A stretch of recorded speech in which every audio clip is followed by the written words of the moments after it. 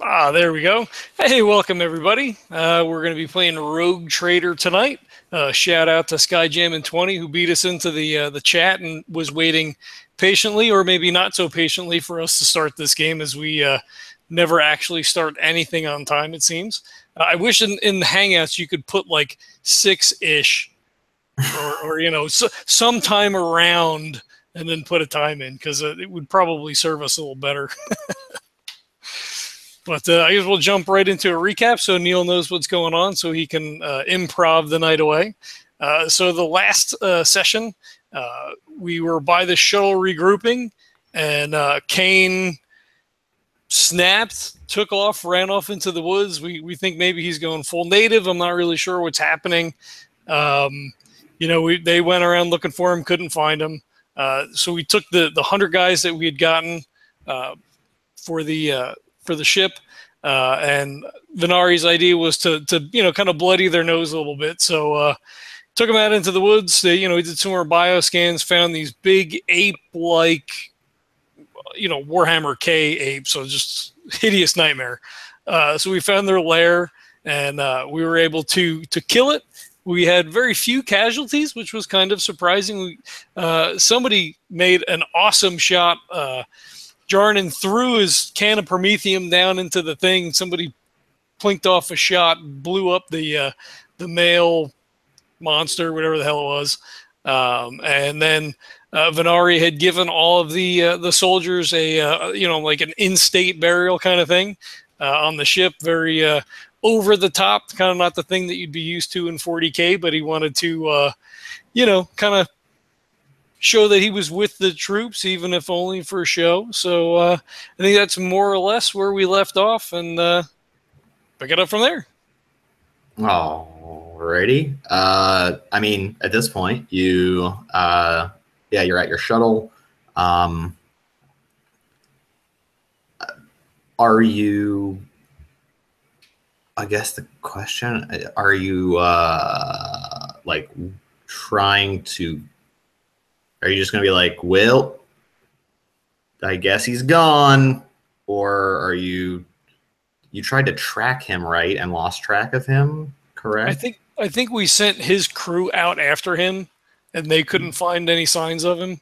Yeah.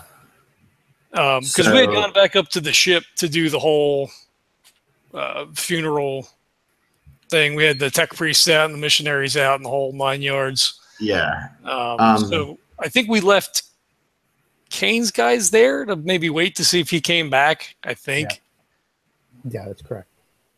Because we're staying in system, right? So we have to make the call to the Commodore and let them know that everything is clear, the mission accomplished, blah, blah, blah. Yep. And in this case, you're still on the planet, right? Getting ready to head back up, presumably. We could say that we went up and then came back down, because we would have been. So we waited for Kayne. He didn't show. His guys stayed there. Everybody else went up.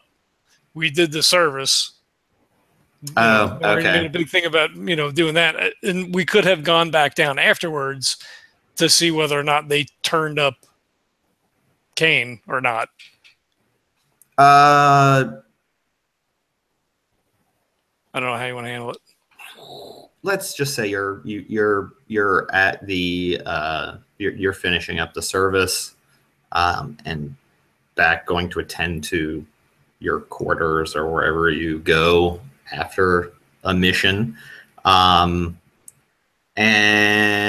I assume you're going to send the message via the astropath? Yes, that is correct. Okay. So you send a message via the astropath.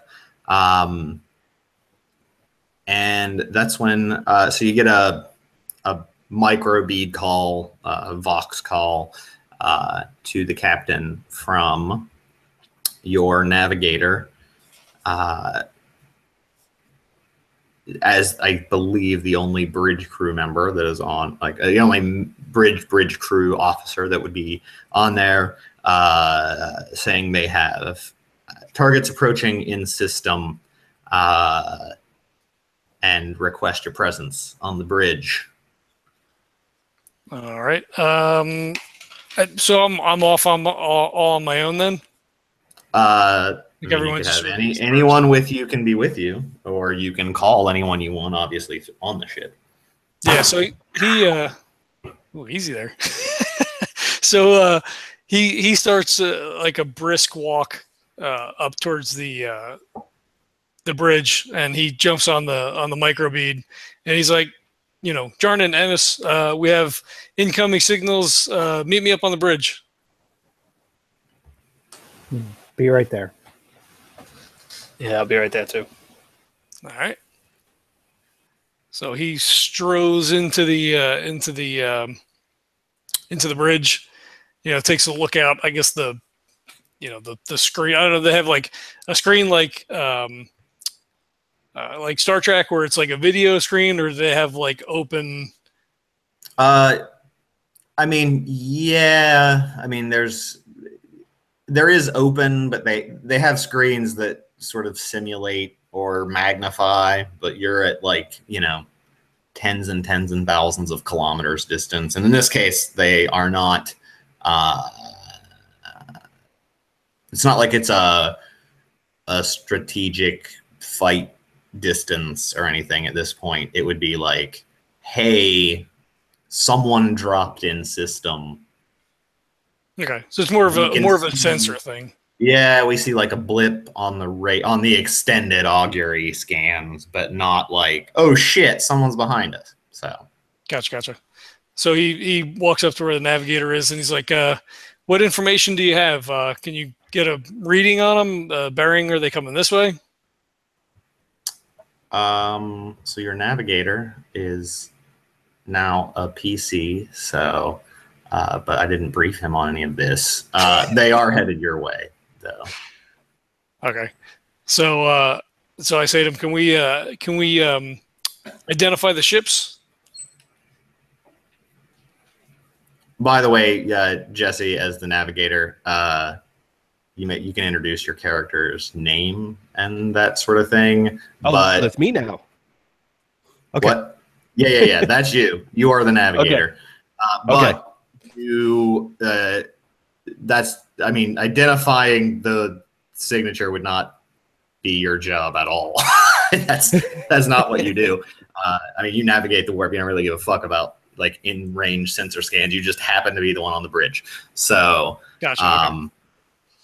yeah. So yes, they are headed your way from what the sensors can tell. Other than that, the navigator has no additional information about the actual ships approaching. So if we're all on the bridge, can I roll something to identify them? Sure.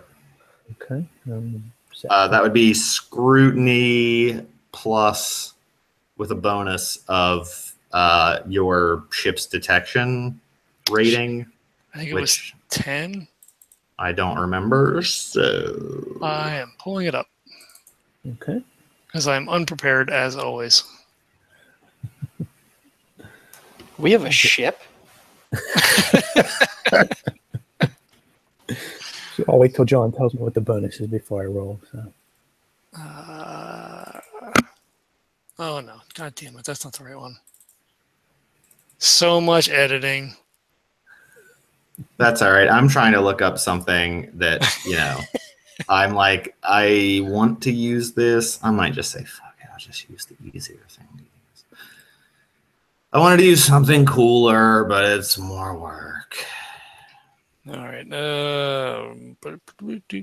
Crack crew. Speed. Just as an aside, Neil, I know we got the other book, that PDF I sent you before, but I did notice if there's any other PDFs that you want to get, let me know, because it seems to be easier to find them over here. I don't know if it's a Google thing or not. Can't do that on the air. Sorry. I signed up, and I can download it if you want. Yeah. So under detection, it says 22, but I don't think that's the bonus. Because that seems ridiculous.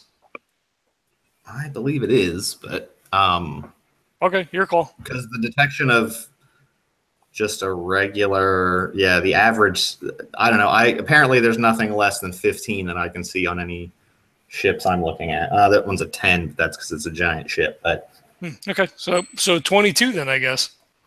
So plus 22. Yep. Okay. To your perception. Yeah. So I rolled a 27 out of 67. Okay. Nice. You can definitely can at least identify the the ships coming in. As far as you can tell, they are frigate class ships, 2 of them. Looks like they're working in tandem. They are moving fairly quickly in your direction.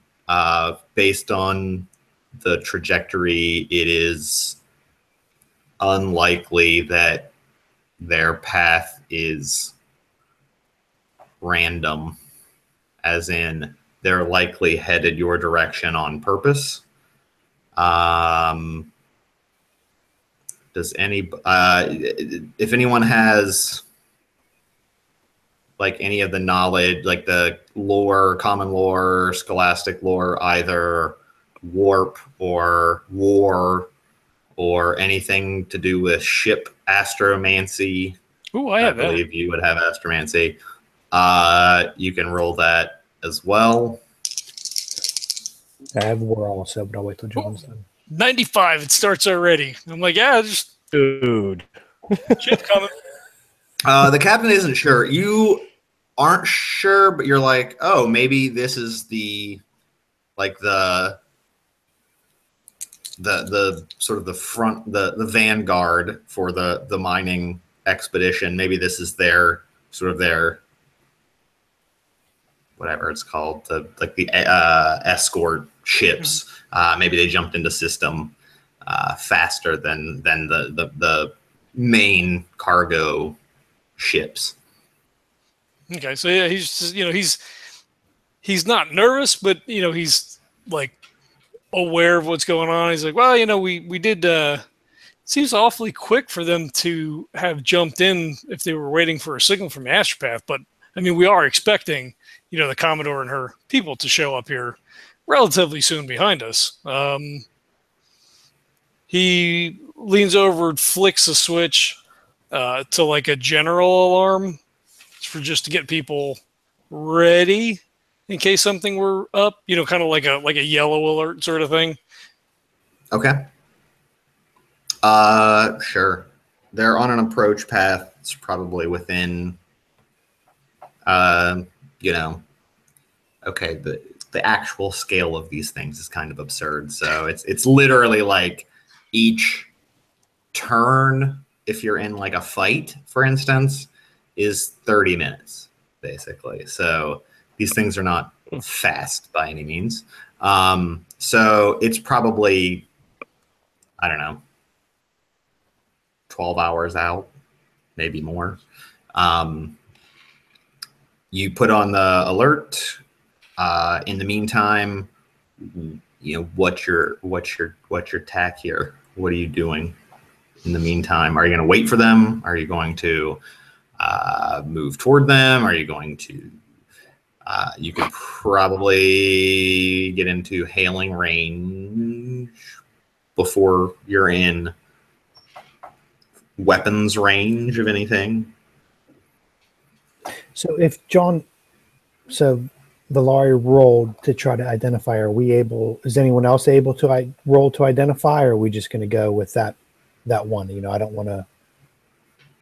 Your roll, I mean, would have gotten anything. If there's other specific information you want to know, I can give it to you. If you have other things that you would have liked to have known from that scan. Again, it's going to be something that a scan would be able to detect. So you can't be like, do they have a pirate flag spray painted on the side of the thing? Because a scanner's not going to see that. Okay. Well, like you said, it's 2 frigates coming in, and they're coming right for us. So I don't think there's anything really. I mean, if there's anything else you want to know, I mean, yeah, you don't know, for instance, like a model or anything, and you don't. There aren't really like what are they called? Like the broadcast like ship identifier broadcasts necessarily in I was this. just going to ask you about that. I'll save my rolls until I actually have to move around because I have a feeling where this is going. I'll save my rolls until I have to drive.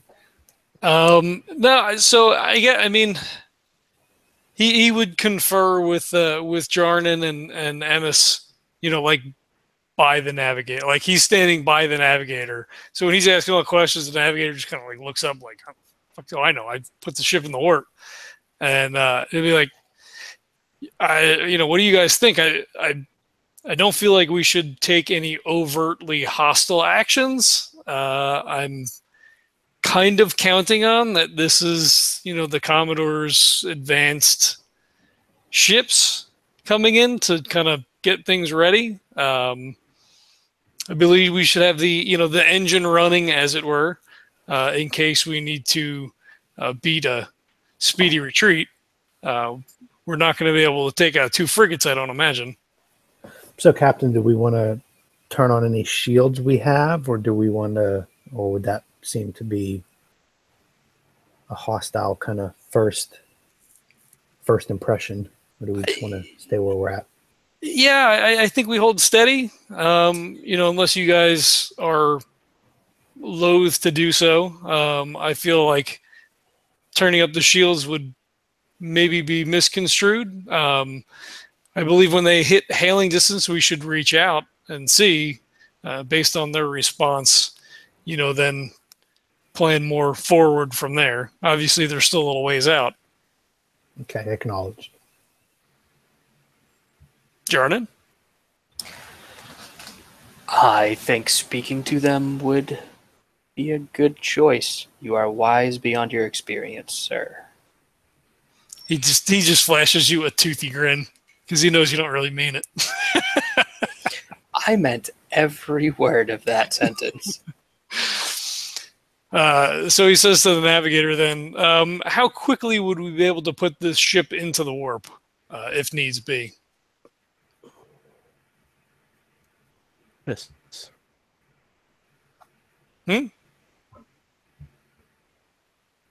Are you muted or are you robot-y? Am I robot-y? Nothing was coming through. No. Just give me the word. All right. I will want you to stay there then, just in case we need to jump out of here quickly. And I suppose we just wait until they're within hailing distance. All right. Sorry, I have notes here somewhere, and I just wanted to bring them up because I know Notes? You don't have notes. I did at one point. Now I don't know where they are. I'm wait, I don't know, man. Changing. Oh, there we go. I was like, changing fucking computers really fucked me with finding stuff. So I would also call Kayne's. So Venari's thought, since Kayne has disappeared, at least for now or forever, was that we had 100 dudes, so we were down to like 98 after the combat, that he would break Kayne's 5 guys up and have them each lead a squad of 20. Or the last one, I guess, would be a squad of like 18. Because they're good at what they do. They're presumably trustworthy. And then it kind of puts someone in a position of authority over guys that we just pay to get killed. So nothing gets like out of hand. So I would call those guys in and, just let them know, if there's a ship incoming, make sure that your squads are prepared, in case we have to repel any type of boarding action, or if we want to board, well, yeah, I guess you could blow a hole in it and stick a tube through it, right? I mean, we don't have a warp deck, but teleportarium, but I mean, you could still do that, right? Theoretically. Wait, what? So I tell those guys to be ready in case we need to repel a boarding action, or if we potentially wanted to take a boarding action. I don't know if you can do that without a teleportarium. Like, could you just yeah, torpedo a hole through it and then throw some guys on shuttles and then There are two options for boarding actions. You can either take essentially like a boarding transport to like basically send over and board a ship, or you can ram the ship and do a boarding action. One of them's like a one-off attack. You like, if you send the transport, you basically like quickly jump over, wreak some havoc, and jump back.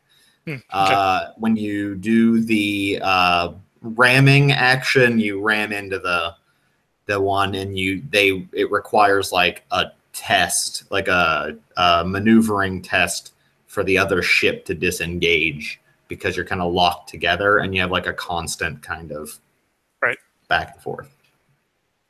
Okay. So yeah, that's the only other thing that he's doing. Yeah. I shouldn't ask, but do I need to make a command test? Just to get them ready? Well, to command Kayne's dudes. No. Will follow. Anyone will follow the rogue trader's commands. Well, Gotcha. Theoretically. Okay. More than they would anyone else. All right.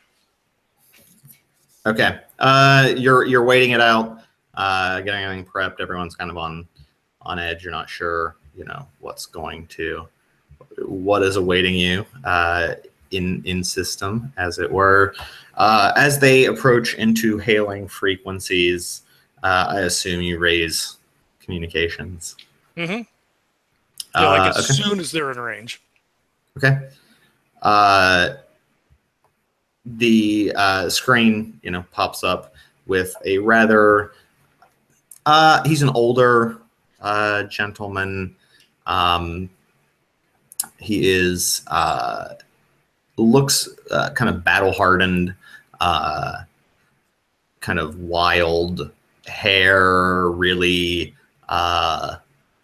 outlandish, right? Like, dress and jewels and that sort of thing. As it flashes up, "Greetings, rogue trader. I'm Commodore Julius Wright Brand. I run the League of Pirates in the Calixus sector and now the Coronis Expanse. I demand you surrender all goods of value and provide us information to raid the ships we know are incoming to this planet." So he kind of, he sits back in his chair. He drums his fingers on the arm. And he goes, "Julius, you might not remember me from before. I think we've had some dealings in the past. Demand seems like such a strong word. I'm sure there's some arrangement that we could reach if we just, were to be able to meet and maybe have a few drinks." I don't know if you have anything that you could possibly offer that's more valuable than the vast equipment being sent here. And of course, I wouldn't want you messing anything up or alerting anyone to our presence. So perhaps if you're willing enough to offload any goods that might be of use for my crew, then you can just leave, and at least you'll live to fight another day. Unfortunately, we just, we left Port Wanderer and or Footfall. We just left Footfall, and we are currently undersupplied ourselves at the moment. I mean, we had enough gear and equipment to get us here. Of course, there's, we keep stores of certain, materials and goods, but I feel like we may be at an impasse. We have somewhat of an investment involved in this scheme that's going on here. We may be able to work out some other arrangement, possibly. Well, I don't like being jerked around, but go ahead. What's your counter offer? At this point, they are still moving toward you. Oh yeah, sure. I figured. Yeah. I mean, I would need a little bit of time to mull it over, to go over the books, as it were, kind of see, what weight our investment has here. I'm sure there's time enough, right? I mean, I don't know when that rest of that caravan will get here. I mean, like I said, we do have an investment to make sure this, we want this venture to be successful here. Well, let's cut to the chase. You're outnumbered, and I'm going to disable those ships and take everything they have. So I'm not sure what you're offering me other than perhaps I let you just piss off and live.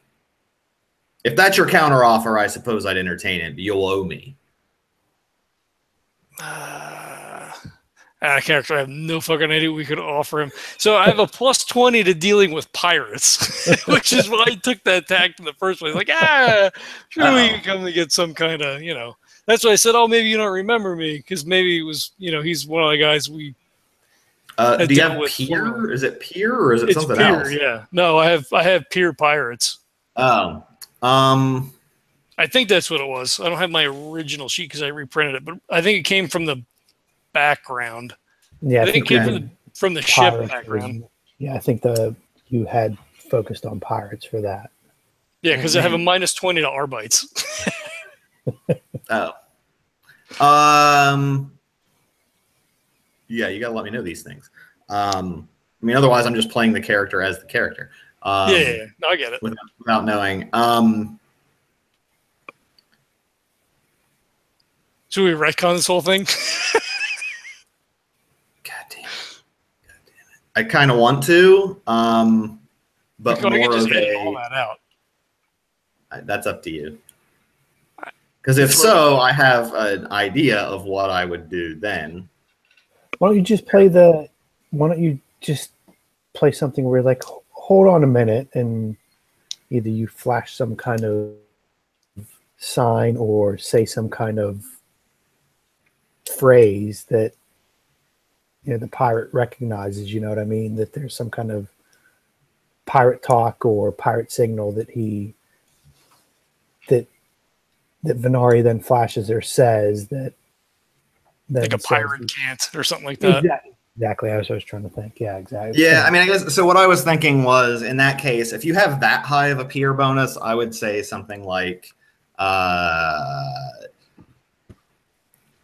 thought was I was debating doing it, and then I put Commodore and made him a little more important. But the idea is he's like they're twins, so it's him and his sister, one in each ship, and so the thought based on your peer thing was perhaps you saved her at some point, or there was some deal gone south that you happened to be a part of and got her out of there. So then maybe that gives you the opportunity to say, wait a minute, it wasn't you that I dealt with, because I'm going to say it's Julius and Julia. Okay. So why don't you say, who's on your other ship? I'm talking to you, but there's two here. Yeah. Yeah, you could say wait, ring. I didn't maybe you never saw the person, right? Maybe it was in a ship combat and you never actually saw who you saved, so you were just confusing the two. I don't know. Yeah. All right, so I don't know, this would be a mess to edit. Do you want to retcon or just edit? Let's retcon because it might be easier. Sure. So they hail the ship. It's the old guy. Okay. Do you want to re-describe him? Yeah, let's do the whole thing fresh, because it'll be easier just to clip out this 4 minutes than to try to piece pieces together. Yeah. Okay. Clip it out. In that case, I'm going to re-edit again. Who he is. Hold on. Let me rename real quick. Beep.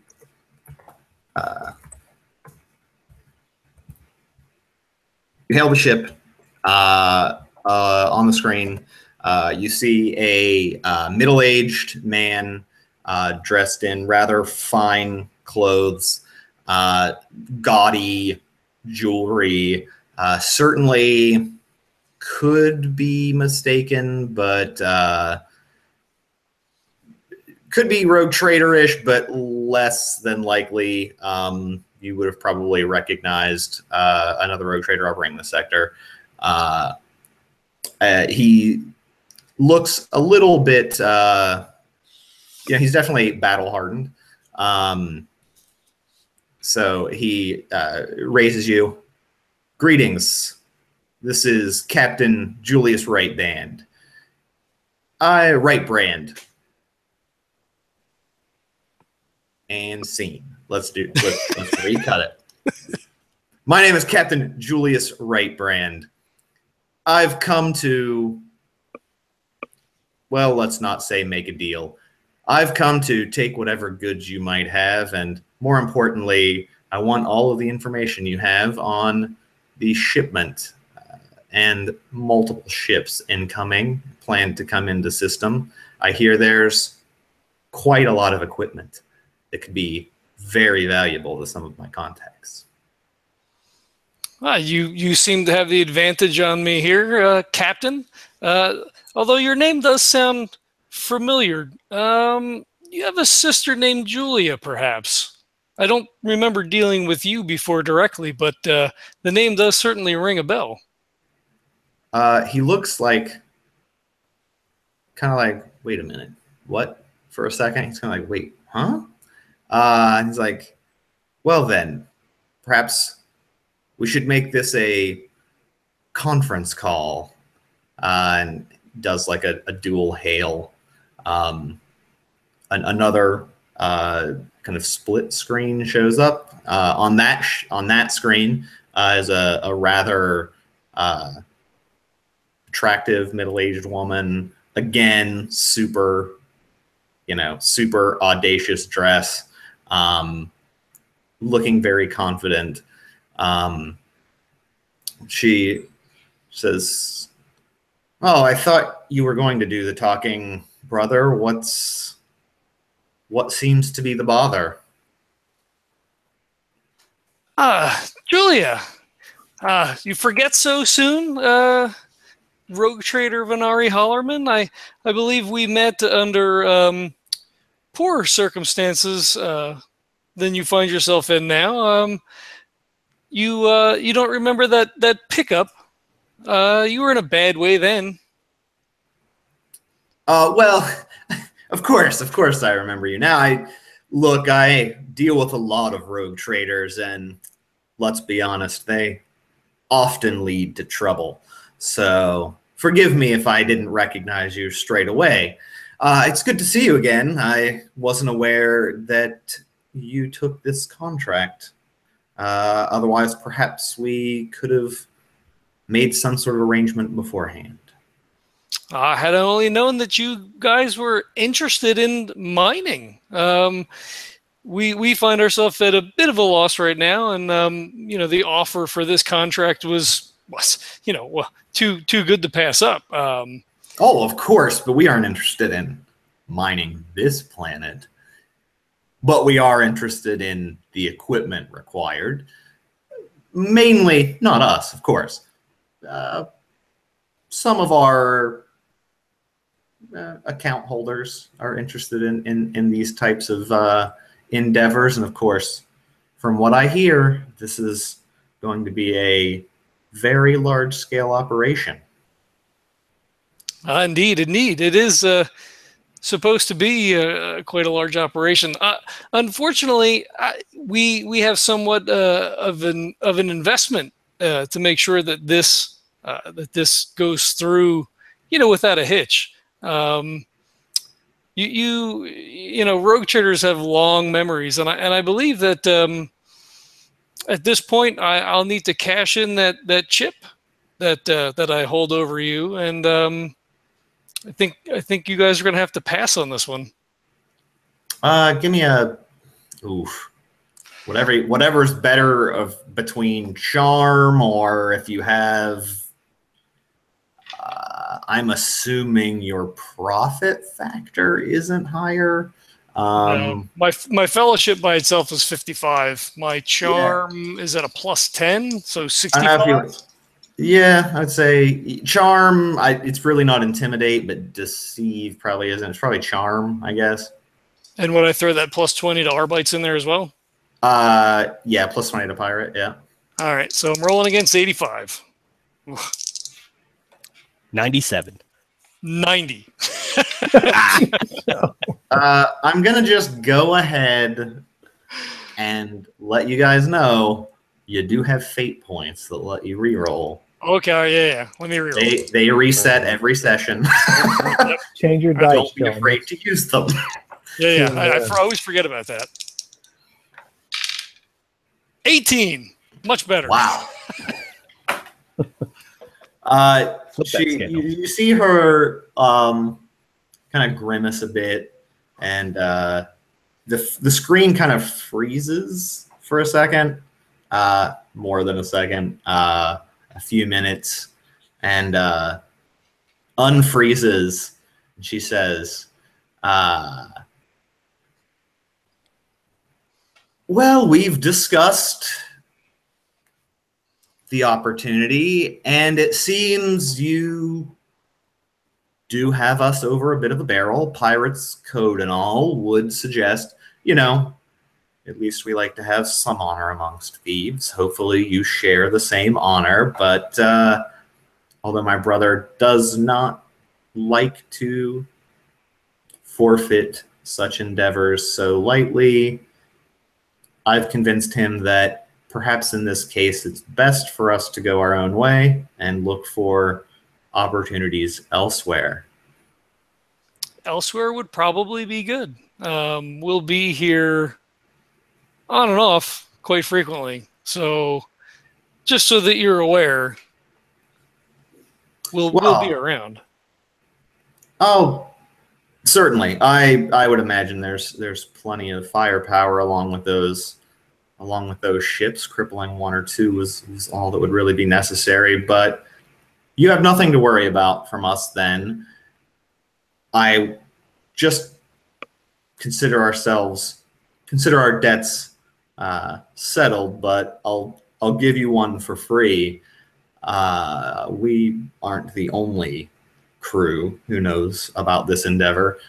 The merchant house was not as discreet as they could have been in setting up these interactions and negotiations with potential partners. So you may not have anything to worry about directly. I think we were unfortunately ahead of the crowd, and now it seems that's been for naught. So we'd best be on our way to riches elsewhere. But I would watch your backs. I would say certainly someone else at some point will come looking for this place. But perhaps if the ships have already set down their cargoes, it's significantly more difficult to get something off the planet. So it's probably less of a concern unless they want the goods that are being mined. Well, I appreciate the information. Do you need to leave so soon? Maybe we could get together for, old time's sake. The brother's like, we better get going. The crew's restless, and we haven't had a payoff in longer than they'd like. Good day, Captain. And then he cuts the communications. Oh, to both of them? Oh, what a bastard. Yeah. He doesn't like it. Yeah. No, they are not sleeping together. So he just doesn't like that he had to give up the bounty. Yeah. Venari kind of gives a wary eye to Jarnan to see what he thinks of the whole thing, because I don't know that he knows of his dealings with pirates at all. If you happen to turn around, Jarnan is shooting daggers into the back of your head. So he kind of half turns and just sees you leaning forward, staring intently, and he looks back at the screen and kind of steeples his fingers and is like, well, and situation avoided. You kind of feel breath on the back of your neck. He just goes, "We'll be talking later." And then the breathing goes away. Jarnan, I so enjoy our talks. Yeah, I'm sure you do. He's all right. So he flips the switch back off to, back to like normal, whatever normal situation would be. He already put the message out. So does he have any idea how long it would take for them? Because they weren't waiting for a signal, right? They were going to jump like a week behind, but. I think they were waiting for. They were going to wait, but I believe they were going to wait for a signal. Okay. So with warp travel, it really depends on many factors. So it could be, could be 3 days, could be 2 years. Yeah. If they hit a really fucked up warp storm. Right. So I can roll that if you would like me to see how well, like, are you going to wait for them? Your contract was technically to clear the space, and then that was really all that you were asked to do. You don't have to provide any sort of like oversight or overwatch. Yeah, like you don't have to like wait for them to show up and protect them. They should have an escort with them, but you can wait as well. So I think Emmaus looks at the captain and says, well, I get the feeling that they aren't the only ones that are going to be coming and trying to poach what you have. So do we want to keep watch over your gains, or do we want to leave it to the consortium to come and show up? Because it sounds like though that group wasn't the only group that was interested in your investment here on the planet. Well, I mean, it does serve us to stay and protect our investment. If the caravan is waylaid as they pull in, it won't necessarily look great for us. I mean, we've obviously accomplished our mission, but it behooves us to stay and keep an eye on our investment. If they have trouble getting this thing underway, then I feel they will renege on the other part of the agreement, which would be, providing us with a safe haven in the future here.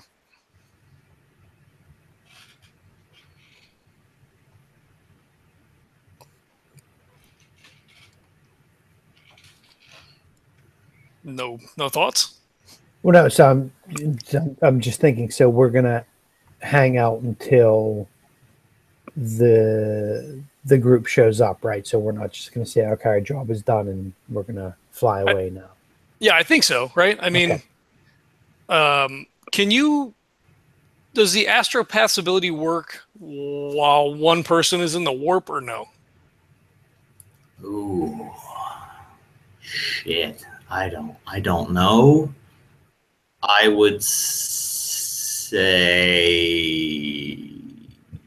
yes, because it's a warp-based ability. So theoretically, yes. Although, maybe not, because the Geller fields would be active. So I'm not sure. Maybe it would make the communication more difficult. Like, could it still work, but the Geller field would make it a more difficult test? Yeah, I would definitely say it would be harder by a lot, because it is like traveling through the chaos of the warp instead of trying to manipulate the warp to send a message over a distance. So it would definitely be harder. I think he would tap the astropath and ask them to send a message, assuming they've already left and are in the warp, to let them know that they need to be on their guard as they get here, because obviously they were reticent in the way that they've discussed their work. Okay. The astropath does her best to send the message and does not receive a message back, at least quickly. Okay. Again, this could be on the level of like send message, wait 2 weeks. I mean, it could literally be that long before. Although in this case, theoretically, it should be easier for the ships to make it here because they've navigated here before, so they theoretically have a better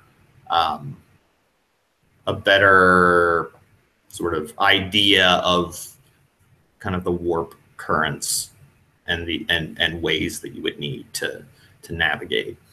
So Okay. So then he would look over to the navigator because I think they do like in in system movement of the ship would be the navigator, or no? nope, that's your void master. Yeah. Okay. Grab my The So- navigator's like, I don't fucking know any way how to get from that planet to that planet. Don't even fucking ask me. I don't know. Drive, whatever. Thrusters on. So he looks at the navigator, kind of shakes his head. It's like, I fucking. So he yells over to the navigator. He's like, "Put us in the lee side of the planet. We want to be not as visible, potentially, to someone coming into the system, and you just tell the rest of the crew to keep on the scanners, be alert.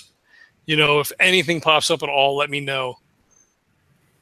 Are you talking to the navigator or the void master? The Void Master. He just shook his head at you because so far you've been useless. Okay, so I'm gonna roll pilot spacecraft then. And that is a 23 out of 55. Okay. Yeah, that's easily doable and no major issues. Okay, at that point, I think he would just want to wait to see, because I think our original estimation was gonna take a week, and we had some fucked up warp stuff with the Chaos Marine. Yeah. At this point, if you want to just cut to it, it's I did do a roll.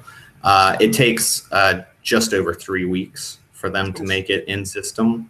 There were some issues with navigating. Okay.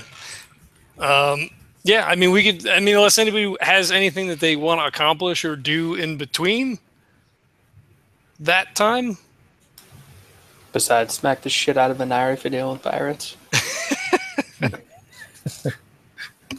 We could certainly do that. You're just literally sitting there while he's like in the captain's chair in his ready room, and you're just like yelling sermons at him and like throwing holy water on him the whole time. Just like, he's like, "Fuck off! God, I get it."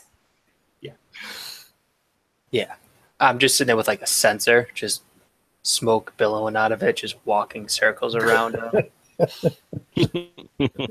It's like waving his hand. Self-flagellating because I'm dealing with this asshat who deals with pirates. Can you do that? Is that legal? What, self-flagellation? Yeah. Oh, never mind. I was thinking something else. What? In public. Oh. I know it's a stress reliever, dude, but I mean, to be fair, I don't. Oh, never mind. Jarnan has hatred pirates. I was like, technically, that's not heresy. Yeah, I mean, it's not against heresy, the. I just hate pirates. Yeah, it's against the Imperium and it's criminal. It's not really heresy, so there's that. But yeah, you hate them, so never mind. So he just says to Jarnan, he's like, in the deep reaches of space, sometimes the hand that pulls you up may be the one that stabs you in the back later. I mean, we have to deal with these things as they come. The Imperium's reach is quite far indeed, but sometimes when you find yourself on some backwater rock, you've got to take what's given to you. Jarnan's going to stop and just look at him and say, in a language that I don't think anybody else in the crew can understand, well, when you reach that final backwater rock and the God Emperor is judging you, I hope that you remember this day. And I'm speaking in the secret rogue trader tongue. And he just, when you like, he's like ready to ignore you because you're just doing your, and he's like, whatever. And then you start that, and he just is like you visibly, he's like, oh fuck. John, you do have rogue traders can't, right? I do, yeah. Okay. Yeah. I'm guessing you two might then be the only two that have that. No, Kayne had it because I wanted to make sure that I could, communicate with Kayne, and everyone else is like, "What the fuck are these idiots saying?" It's a bunch of gibberish and gobbledygook. They sound like what it is anyway. So, I just realized all the times that Kayne and Venari talked in Rogue Trader that he understood us. Yes, all the time. You guys are like, fuck! Thought that was all secret. So Venari just inclines his head to you, like, you've taken this round. I will have to redouble my efforts if I want to sneak something past you. And he's just going to kind of like cock an eyebrow at you, then go walk off and kind of just stand there, still glowering at you from the distance. And he's just kind of, go ahead. He's just smug in the knowledge that, yeah, he's got you. Yeah, and you can see it's gotten under his skin. Like, he gets a little fidgety in his seat, and he's like counting on his fingers, like the number of times that he and Kayne were like trying to pull something over, and you happen to be like sitting at the edge of the table, and it's fuck. Yep. All right, so the ship complement comes in. It's escorted by actually light cruisers. So it is very well protected, along with some large transport ships. Some that you've seen, the scans look pretty common, and then one really large one that looks unusual, at least according to your, based on your knowledge. It's not something you normally see as a transport. If you stick around long enough, it's essentially it's to deploy essentially this large equipment in through planetary, or like through the atmosphere. So it's not just like a normal ship that docks and unloads stuff in space, because these ships are not meant to be on a planet. So it's like a modified transport for unloading, like essentially like whole mining platforms, right? So you can drop like, like a prefab structure from orbit is pretty much what they're using, which looks quite sophisticated and ridiculously expensive. That's something that only major merchant houses would probably ever have. Everyone else would probably have to do this over a very long period of time. So it is an impressive operation from what you can see. They thank you for clearing the space. Everything looks relatively clear. Kayne's men on the planet have kept the area secured. Are you leaving 5 of them there as like overseeing what they're like? Are you going to leave them as guards? I think I don't remember now. Were we going to leave the 100 guys there? Because those are the guys that are going to man the base theoretically. Yeah, you do have the 100.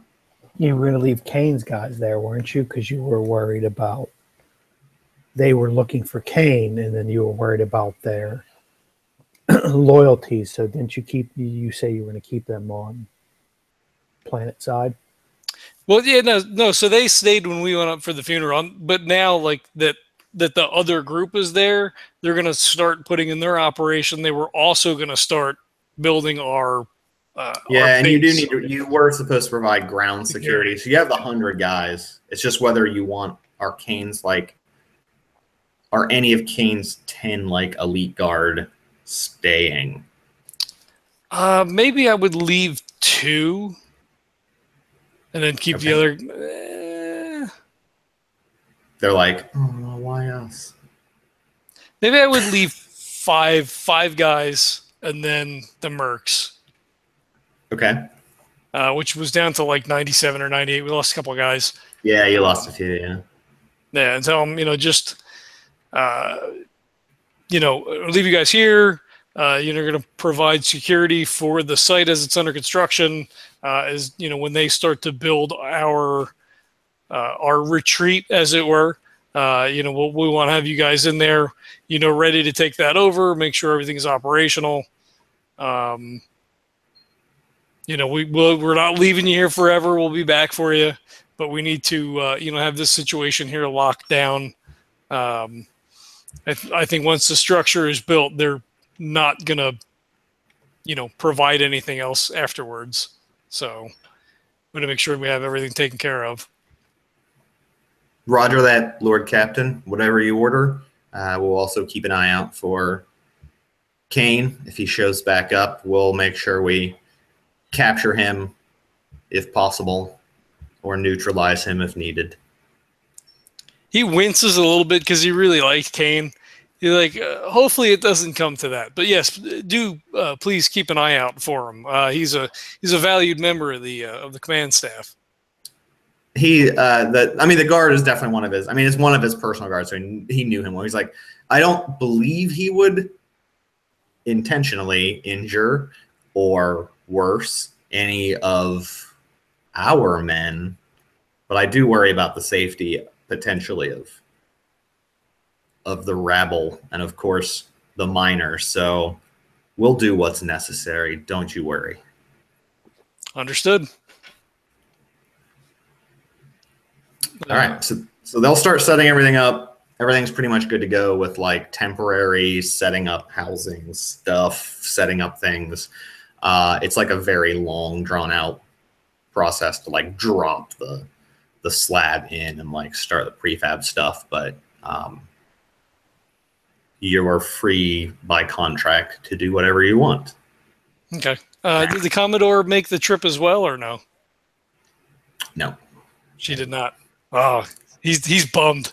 He's bummed that she didn't come out. Yeah, like she's gonna fucking go out to that fucking backwater slop. She's like, fuck that. I stay in this great office. God damn it. That was half the reason why he was waiting. Nope. Oh, well. All right.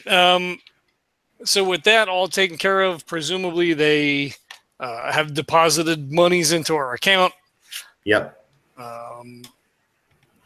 So he will use the astropath to hail one of his contacts, one of his many contacts, and try to find out what sort of news is happening. We have any leads on anything? Are there any fires that need to be put out while we've been away? Sure. So you hear back. I'm assuming you're talking about your contacts at Footfall. Sure. I'm guessing. You could have other. You could go to others. Mostly, you've dealt with your seneschal there, but you could certainly branch out if you want to have other places that you're working with. If you get a hold of Oros through an astropath, the information here back, there's nothing sort of immediate danger or fires to put out. Everything seems to be status quo at the moment. You have been there has been a request of Oros by the Adeptus Mechanicus to seek an audience with you again. The Explorator Talon Track had some interest from the artifact that you had turned over to him. So he wanted to speak with you at your convenience.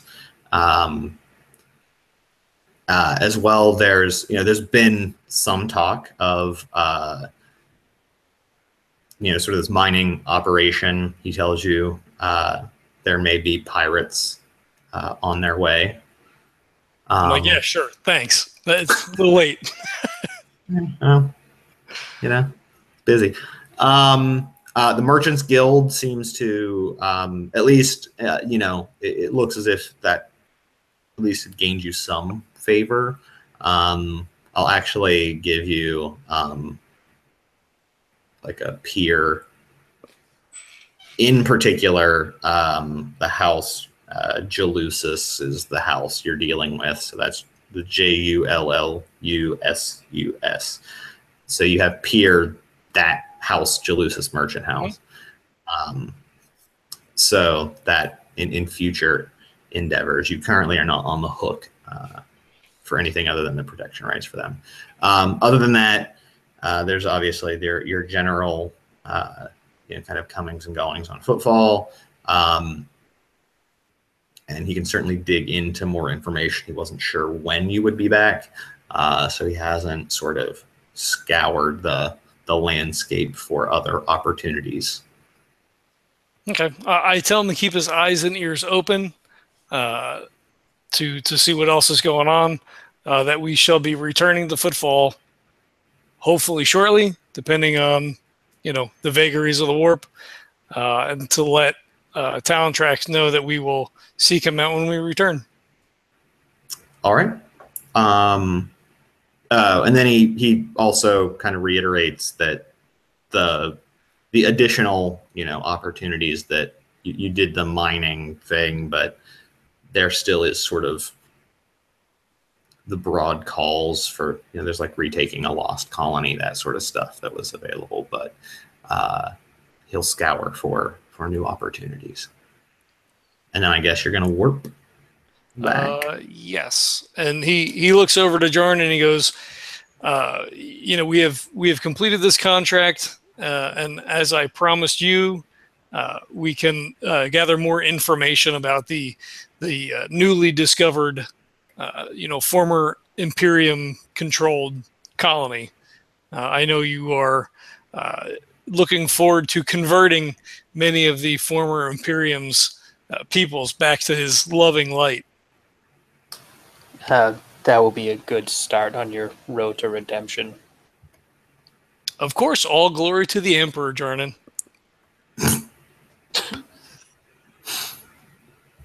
Yes. Just go ahead. Now then, he just kind of like shakes his head because he knows he's not serious at all. So he does. So he throws it. So you're, I guess, just kind of like staring. He goes, "But we, first we must return to Footfall and discuss things with Tech Priest or what the hell's what's the title? Explorer Talon Tracks. A little better than a Tech Priest. Yeah. They're a little harder core. We'll need to, obviously resupply the ship. We'll, take a day or so and find out what, what he's turned up, and then we will make for the colony.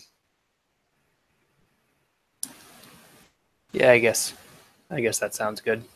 It's probably the best. All right. Emmaus, if you get the ship prepared, and Navigator, what's your name again? It's Kynox, sir. Kynox, right. Okay, well, sure. Take us into the warp. Back to Footfall. Sir. So you need a navigation check? Oh, go ahead. Yeah, that's the whole process, buddy. You get the fun time. So first, you determine the distance of travel. So I got that. You make an ordinary awareness test in order to locate the Astronomicon, which is the God Emperor's psychic beacon on Earth at the center. And then, so it's a +10. And then for every degree of success, you get a +10 on your navigation warp test. Well, that was my awareness is a 26 out of 68 with the +10. Nice. Wow. So okay, 4 degrees. So that's a +40 on your navigation. All right. So then you do a +10 perception test. Oh wait, I do that for you? Can Hold I on. throw my Rogue Trader bonus on any of these and say something like, let's not have a repeat of our last jump? Sure. I don't know which check it would be because it's a 3-part thing, but it's all kind of happening at the same time. So I don't know, like he would just say that at the beginning, I guess, and then add it to whichever one you want to. Seems most appropriate. Okay. Whatever you would do it. I mean, you could choose any of them theoretically. Any one test you could, but you can't do it on all of them. Yeah, so I'll do it on the last one. That seems like the most important one. That's the actual warp. Yeah, the actual warp. Yeah, the actual test. Exactly. What's your perception, Kynox? 8. Wait. No. Not what did you roll? What is your perception? What's 58. your perception? 58? Yep. Okay. So when the captain says that, I will apologize and say that it was one of my apprentices who was in charge of that jump, and he has been dealt with swiftly. Well, that's what I like to hear. So technically, yes, I rolled the perception for you. You're not supposed to know that because it's whether you see dangers in the warp on your way. However, now you make the navigation roll, which is your navigation warp skill test, plus your 40 from your awareness, plus the 10 from the captain. Okay, so let's see. In that case, that's 98. So I got a 38 out of 108. Wow.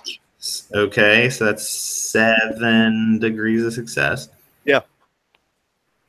In that case, wow. That's like so far above the chart of what that's supposed to do. Okay, I'm actually gonna. Okay. Okay. So speed encounters in the warp. Sorry, I have to read this every time because you don't travel that much. We usually don't have navigators. Each of the rolls for warp encounters gains a +20 bonus if they succeeded in that test. Roll on table 7-4. Warp travel encounters once for every 5 full days of travel. You don't do that because you rolled way too well. So you reach the destination, and then you have to make a hard perception test at -20. Geez, maybe you should have waited for that one, John. To determine how close or how close to target you are leaving the warp. Oh, I had my first bad roll of the night then. That's an 85 out of 38 with the negative. Do you want to chip that or fate point that? Oh, yeah, that's a good call. Let's see. Oh, actually, I think I have a... Can you re-roll? Is it every class? Fate point you can roll. No, but every class has a thing. I have a thing where I can spend fate to automatically succeed on a navigator power. Oh. On using the navigation skill, I believe, but I've already done that. I've already done that, so that doesn't matter. Yeah, I think that means more your psychic power is not necessarily this, more of like a skill check. But it would be Neil's call, I guess. Yeah, well, in this case, it's not a navigator power because it's not even the navigate warp. It's the perception test, which is kind of a navigator power, but not really. Yeah. Yeah, and so I spend a fate point. Okay. To redo that, and I get a 100.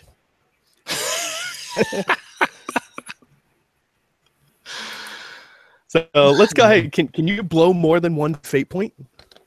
No, you actually can't. You can only reroll. You can only use one per roll. Oh god, this is gonna be I have serious. navigation, but this is in the warp, so this is kind of Yeah. is it specifically navigator, right? So Yeah. It's a In the warp, perception No, test yeah, that's for him to know when to leave the warp. okay. So this is gonna be fun. Oh Because no. this is gonna be great, guys. Because that's perfectly funny and awesome. Let me get the rules for this. Because essentially, what happens is you come out of the warp, and every single alarm is just screaming as soon as you drop out. So, holy shit, Captain! All the klaxons are going off everywhere across the ship. Yeah, klaxon, klaxon, klaxon. no, So clacks off. he jumps out of the chair. What the fuck is going on here? Navigator, what's the problem? Hey, all hands report. That is when you feel a massive, just like collision. Like as if you didn't brace to ram something, but you did. Oh. So Venari winds up on the floor since he jumped up out of his chair. Yeah, so that's really bad. Are you a frigate size or a raider size? Raider. We're a raider. And do you have reinforced prow? No. I know we talked about it. I don't think so. No. Okay. You take your prow armor value plus 1d5. That's the damage you deal to what you hit. Yay! Oof. And then you take armor plus 1d5. So let's see what the armor is. Oh gosh, guys. Not a good showing for the first navigator check. Maybe this just isn't a good game for Jesse. I know, now he's like, that's it. Now I'm going back to. Kayne shows back up. He was there the whole time. And He was hidden away in the cargo hold. all right, we're gonna use this. Holy shit! What is your hull integrity? Not a good sign. Hull integrity's 32. Okay, you take. Let me roll this 1d5. Our armor is 14. So I don't know if that. It does. functions. That'll soak. Okay. Sure. Yeah. I didn't know if it worked like people armor, if it was the same thing. It does. You are. It'll ignore void shield, but it doesn't ignore armor. I'm pretty sure. Let me just double check. I'm pretty sure it says it doesn't avoid, or armor should soak it, somewhat. I hope. It's not good either way. Let's see. It just ignores void shields. So, you smash into some ludicrously large object. As soon as that, you hear just wailing alarms. Your ship takes 23 points of hull integrity damage. What? We ran into a planet. Close. You ran into Footfall. Jesus fucking Christ. We're going to use our connections now to smooth it over. And Yeah, you may be persona non gratis for a bit. Footfall took no actual damage because you're pretty small. Like I don't know what your prowl armor is, but like what is your armor? 14? Armor is 14, hull integrity is 32. I don't see prow armor specifically listed as a separate thing. Yeah, some people have reinforced prowls, so I think it gives them extra on the prowl only. So what did you roll for the 1d5 damage? I didn't. I thought you were. That was for you, your damage. Oh, me. Oh, okay. Them to their ship, to Footfall. So I rolled a 2, so I'm only gonna take 1. Okay, so that's 1. Nice. Plus your armor is 14, you said? The armor on the ship is 14, yeah. Yeah, so okay. Yeah, so you'll take 23 damage and ignore 14 of that because of your armor, and then you will reduce the crew population by the same number as hull integrity as well as the crew morale. Oh shit, that hurts. Yep. Ooh. All right, so that's 77 on morale. The percentage. What was the other thing? Crew number and crew morale should go down by the number of hull integrity you lose. so 9. Yeah. I don't. So I mean, there's like 10,000 guys on the ship. I mean, is it? No, your crew population is it's 100 unless you have something that affects it, and crew morale is 100 to start. Okay. And so you'll be down to 91 for each, basically. Okay. Sometimes you can have like ship components that give you extra morale, or actually you lose morale for them because you have like shitty quarters, or you lose crew because you have like stripped down stuff. Okay. So then we would lose. lose 900 then. If we're saying we have 10,000 crew and we lose 9, that would be 9,100 then, right? Yeah, basically it'd be like 900 guys. Yeah. Basically, if you want to know kind of what actually in a real scale you smash into a fucking giant, larger than planet-sized space station and shred through your hull, and in some places, and you just like guys are just fucking flying everywhere and smashing into things. And there's fucking fires and all kinds of horrific shit. So Emmaus holds his hand up, and in one hand he has like his flask, and he's like, "Look, I'm not touching anything, so this isn't on me." So he kind of backs away from his seat, slides his seat back from the console, and was like, "Oh shit, this isn't me." So that was like an instantaneous drop. So yeah, there was not much you could have done about it. But now, on the other hand, what are you gonna do? Because you smashed into it. The question is, it was not a direct hit, but you clipped at it pretty good. What would you like to do? So he puts back out. Yeah. go back to the loop and go back the other way. That wasn't us. It was some other guy. You go to touch the console, and he like spins your chair. He's like, "Don't fucking touch anything. You, lock down those fucking hatches. Get the fire suppressors going. Mobile all the hands." And then he's on the comm, and he's like, "Footfall. This is Captain. This is Rogue Trader Venari Hallerman. We've had a bad navigation sequence. Status report on your end." You hear like, Rogue Trader Hallerman, this is Footfall. What the fuck is happening up there? Apparently, I'm breaking in a new navigator. That's totally on us, not hostile intention. We had a bad warp jump.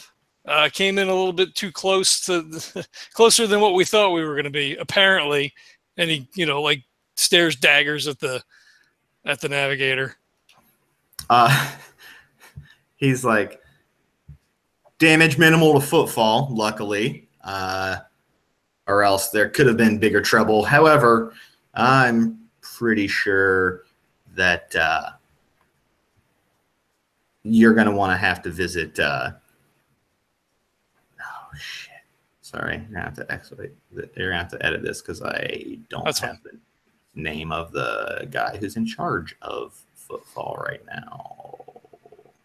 Oh, I don't recall. This is why we need wikis. Anybody out there wants to put together some wikis? I know. I have it up. No, Zarkov.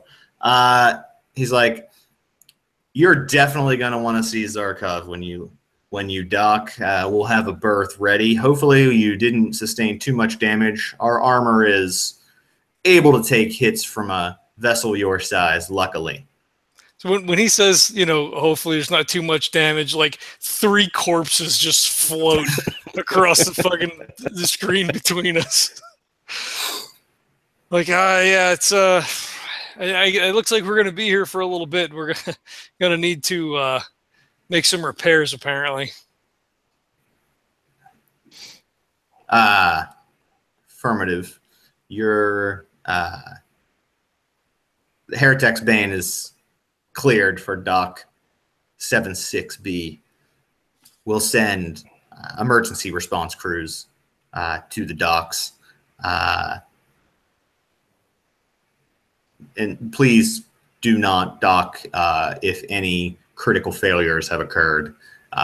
If it's simple hull damage, then please dock and proceed to Zarkov's chambers immediately. Understood. We will make the appropriate determinations and dock just as soon as we've wrapped that up. So do I need to make any? So if we're docked, and I'm assuming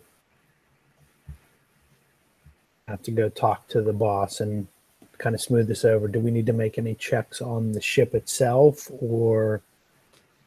I was gonna have you do like a evasive maneuver check, essentially, in order to not hit anything else, because you are coming in fast. So he was trying to deal with getting a hold of the station to make sure you don't get fired on. But in the meantime, yes, there are other ships docked. It's not like, it's not like a sphere, so you hit it and you're done. There's like shit everywhere. So give me a challenging, so at a -20. You're also disoriented as fuck, so a pilot check. Pilot check, yeah. Yeah, -20. Just feather the handle on that thing. Don't hit anybody else. We've done enough damage already today. So is that your 10? Plus is 10, that your yeah. plus 10? So that's -10. It's always negative reinforcement. Yeah. So against 35. No, 55 -10, so 45. And I roll an 18. Thank Wow. God. Nice. Yeah, your Voidmaster is like, I mean, God, crack pilot. He was fucking He pops shooting. a clutch. Yeah, he's like the fucking Vin Diesel of spaceship pilots. He's just like, weaving around, driving bank vaults around. Tokyo slide in. That's right. You drift right into that spot. So you recover very quickly. You narrowly avoid another ship that is coming into dock, as well as others that are docked, but in a very narrowly, but in a wow, that's some good piloting. To move this fucking behemoth in order to not smash into more things. You get it basically on track to dock.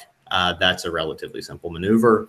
And the systems reports are coming back. Hull damage, crew lost. Everything is being suppressed fire-wise. They've sealed off any bulkheads that need sealed. And it looks as if there was no critical system damage. All right. Well, that's good. So we don't have to roll anything for the ship itself. So we're docked now. There's no actions we have to take for, like you said, suppression or anything like that. No, not unless you like I can. Well, yeah, there's not really critical hit damage unless you like are shot by something. Although I would at some point it probably would make sense for you to take a potential critical damage with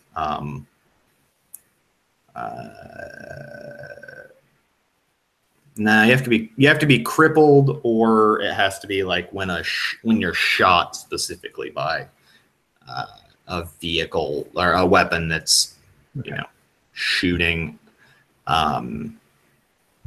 Yeah, otherwise the stuff's like the critical stuff's like something catches fire, hull breach. We have all that.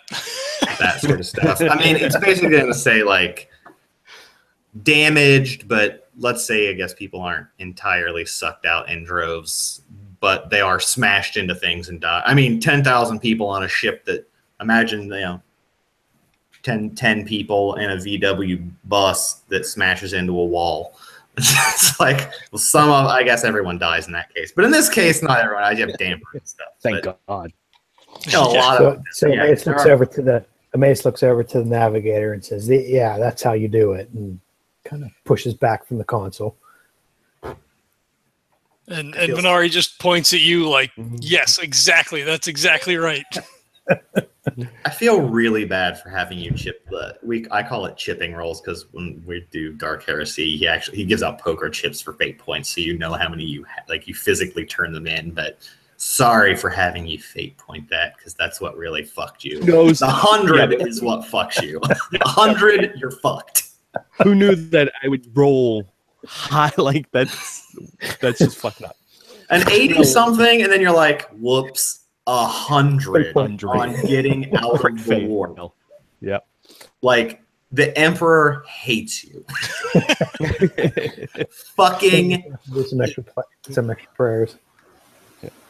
So to be fair, he hates everybody. Yeah, it's true. Jarnan will be in his room if you want to come pray. Yeah. Pray harder on that one. Maybe it's the rogue trader's fault. There you go.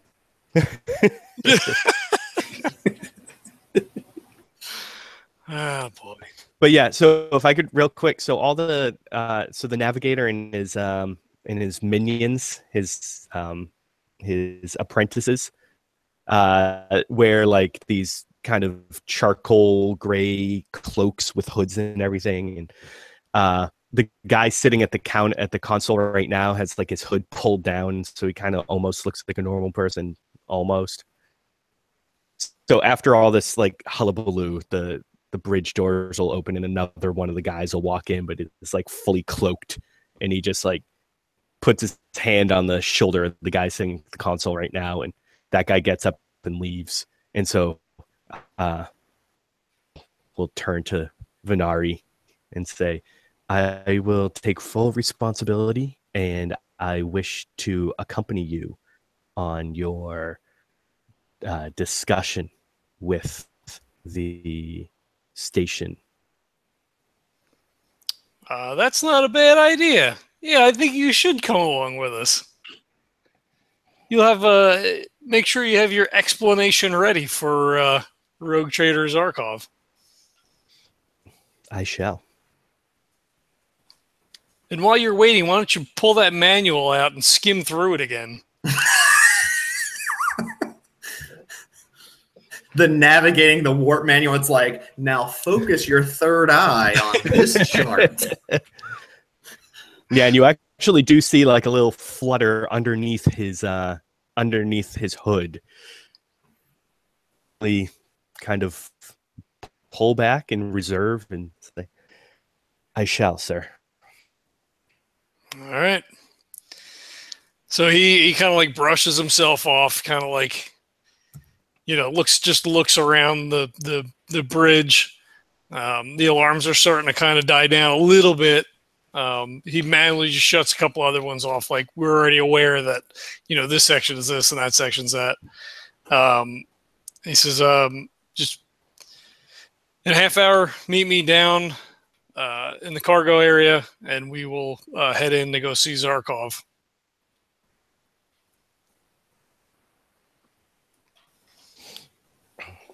And he will. I'm going to stay on the ship, and then ask Neil when he comes back if I need to make any rolls to turn on the sprinklers or do anything. Stop asking to make rolls. Okay, so everything's suppressed now. We're good. We're good to go. Neil's not here. Yeah. I've been doing pretty good though, so that's the only good sign. That's true. That is true. Don't but yeah, don't use the I just tiny say you're all right. 3 awesome rolls in a row. they only remember you for the bad ones. Shit-tastic. Right, exactly. For the +7 that I had. That's not what I'm going to be remembered for. I'm going to be remembered for the 100. Mm-hmm. I got us through the warp in like the smoothest we've ever done. Just the exit was a little wonky. Yeah. And Jarnan's got his mind made up. It's not your fault. It's my fault. Hey, the signs cannot be ignored. Oh man. So yeah, he would just have everybody, kind of oversee whatever areas they're responsible for. I'm sure everybody has like some other, area besides the bridge that they're sort of, attached to in some ancillary way. And then just meet down at cargo and then head over to see Zarkov and hope for the best, I guess. Yeah, Kynock will head back up to the observation deck and make sure that everything is settled there. Okay. Back down. All right. I wouldn't do anything special in between. He would just kind of like oversee things that are happening, make sure that, people are doing what they're supposed to. I'm back. Okay. We're gonna head over to see Zarkov, assuming that everything on the ship is being taken care of. Yeah. When you exit, the harbor master is there for your entrance. Kalanus Sakaris. As you kind of disembark, he looks very he's looking kind of stern and kind of like, yeah, you're gonna get some shit for this. And he's like, had some trouble. You could say that, and he kind of like, half turns to look at the navigator. He's like, what kind of mood is Zarkov in these days? Anything I need to know before we head over that way? Give me a charm. All right. Oh, God, I don't even want to touch any dice. So I got charm is +10 now, I believe. Let me double check. That's command. The fuck is it on here? Oh yeah. Okay. So 65. Blue one's gonna be the 10s. Fuck me, 84. Okay. He's like, I don't know. He's the mercurial type. You never know. Sometimes most of the time, I'd say grumpy, or drunk, or both. But other than that, I can't really tell you much. Apologize. That's fair. Profusely, I guess. Swallow your right. pride. He's a little full of himself. Yeah, just a little. Could I? So he thanks him for that, and they'll head off. He jumps on his micro bead and calls Oros real quick. Okay. He says, Yes, Oros. Yeah. Yes. You. What's the status of Zarkov right now? Is there anything?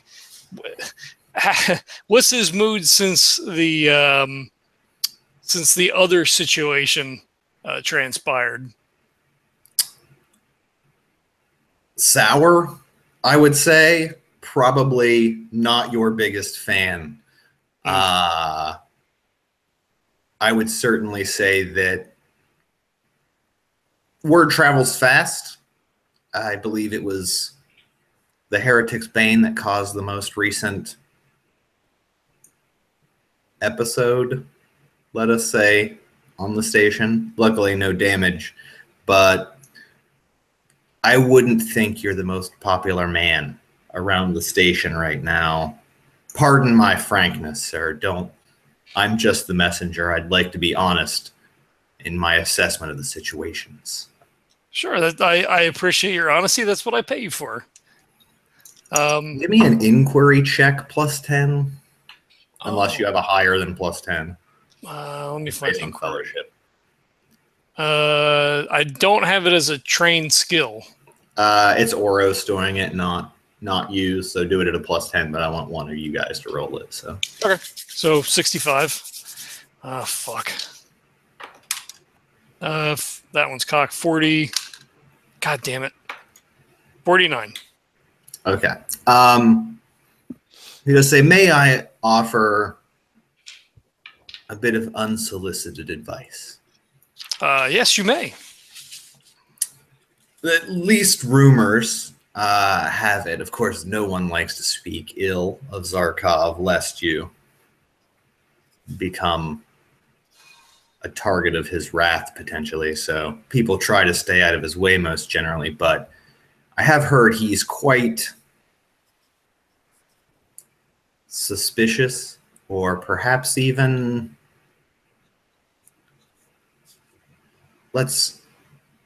I assume everything we say is confidential. I'm a loyal servant, but almost scared of the warp, and particularly in the Coronis sector, warp storms. He's had a number of episodes on his ship when he was traveling of warp phenomena that was less than disturbing. So maybe you could leverage the idea of warp phenomena or unforeseen complications of the warp to at least perhaps have him take it a little more easy on you. It may be persuasive. All right, I appreciate that. I always looking for a little leverage when we have these little conversations. So I will try to use that to our best advantage. Of course, sir, if there's anything else you need, you know where to find me. I'll be at the local watering hole. And of course, I have my sources now, scanning for additional opportunities for you. Excellent, excellent. Business is good? Business is excellent, sir, especially with the additional resources you've procured from the latest contract. Again, the more wealth we obtain, of course, the more of a target we are for those wishing to not see us succeed, of course, and take the profit from us. But we're making a name in the sector, at least. Talk there is now talk of the Heretics Bane's exploits, at least here and there on Footfall. Good, good. That's exactly where we want to be and why you are where you are now. Well, if there's anything else I can do, I will certainly do my best to quelch any naysaying about the competence or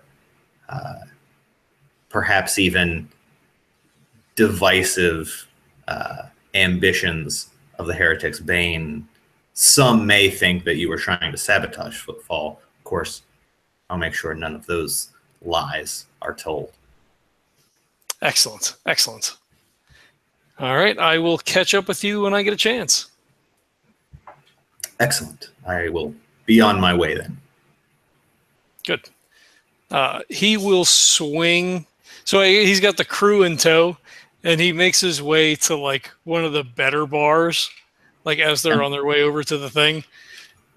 just because he knows partially it'll probably piss Jarnan off, but he wants to go pick up a really good bottle of Amasec to bring sort of as like a, oh, I fucked up. Here's a, Yeah. So the closer you get to his receiving hall, obviously the nicer the establishment. So the ones, right near there are mostly, as you get to like the levels, I mean, there's multiple levels here, but as you get to the receiving hall levels, and then even closer to it, it's essentially noble, the wealth of nobles. They may not be official nobles. They would probably be on other places, although some might be more adventurous. But the more wealthy citizens certainly are in those areas. You go into the local watering hole. Just as this is not going to impact, you're still going to get a good bottle of Amasec, but roll me a profit factor check. All right. Let's see how good. All right, current profit factor is 52. Roll a 37. The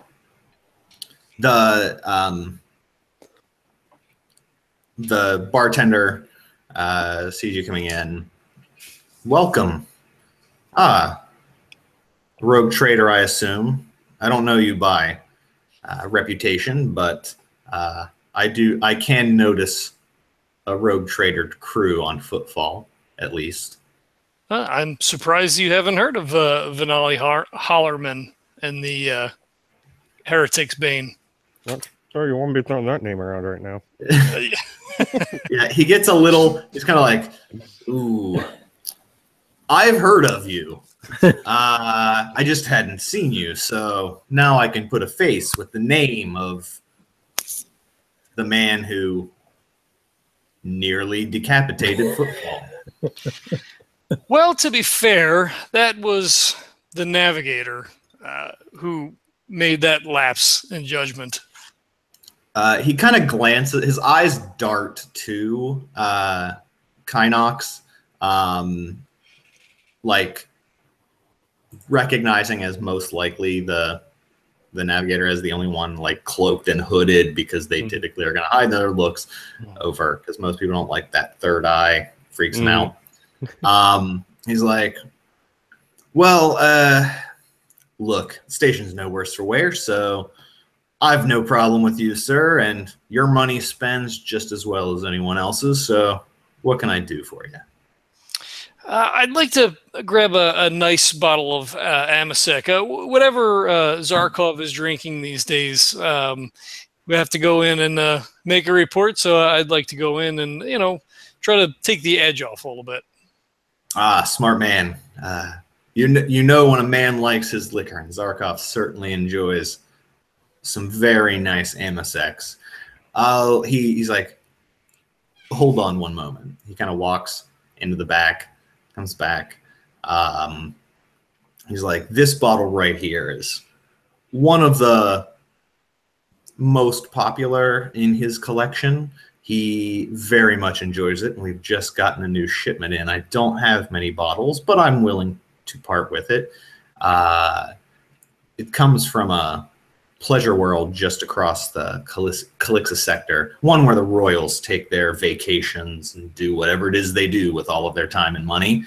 I will say it's quite delicious and has a great amount of depth. At least I've been told. I've never actually tried it. That would easily be my year's salary just for a glass of it. So that's what I would recommend. All right. Why don't you make it 2? I don't know. Can I do that? Was the check good enough for 2? Yeah. All right. I was looking to see, like, if you went like way under, if you went way over, it was going to be like, like standard kind of stuff. I don't have anything. Not like bad. It's Amasec, but like if you rolled like really low, it was like, no one gets this. I have one bottle of this thing that's absurd. Yeah. So he's like, I do. I only have 4 total, but I can part with 2. I'm sure you have the thrones. So you don't lose. It's like 2 bottles of liquor, even though it's fancy liquor. You don't have to pay wealth for it. You don't pay profit factor, but yes, you do make the act. You do pay him for it. Okay. So he brings out the second bottle. I crack it open. I'm like, a glass, please? He takes out a fine glass, he polishes it, make sure it's all nice. Presents it to you. Okay. He pours, a shot's worth. He swirls it around. He smells it. He puts it back down on the bar, and he pushes it over to the guy. He says, "For your service." He pauses. I'm sorry, I don't understand. You have done a kindness for me. I wish to return the favor. As you said, this is your entire year's salary. I hope you enjoy it. He's like he's a little taken aback. He takes it. It's literally like it's like someone who drinks Jack Daniels all day being like, here's like a 25-year age scotch, something that's like insane that you never get. So he's like, I don't know how to thank you. This is cheers, I guess. And he takes a very small sip and just does the like, that's it. That's the stuff. Like, just like it's too good for words. And he sets it down. He's like, I'll continue to enjoy this for as long as I possibly can. But I appreciate it. If there's anything else you ever need, you know where to find me. I appreciate that. Have a great night. The greatest. He holds the glass up. He tinks the glass with the closed bottle, and then he slides it into one of his various pouches or pockets or whatever. All right. And of course, now you have a bottle to drink. Indeed, I do. So then they make it over to the receiving chamber. Does Jarnan have anything to say after the whole exchange, or no? Jarnan has kind of given up on your alcoholic tendencies at this point in time and is now trying to focus on more productive areas of your horrible life. Gotcha. Okay. He did something nice for the guy. It's got to count for something. That did help. It's charity. Yeah. Okay. I'm always waiting for Jarnan to do or say something. Just call me Jiminy Cricket. Yeah. All right. So they head to the receiving chamber.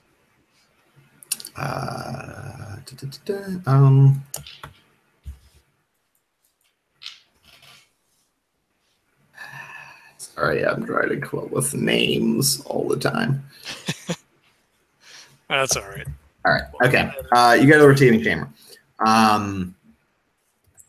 Standing there is a fairly well appointed. Looks could be a seneschal, could be a former administratum, someone who looks definitely more on the trader administrator side of things, but well appointed, not the kind of hunched candles on their back looking through books all day administratum guys. Approaches. Welcome.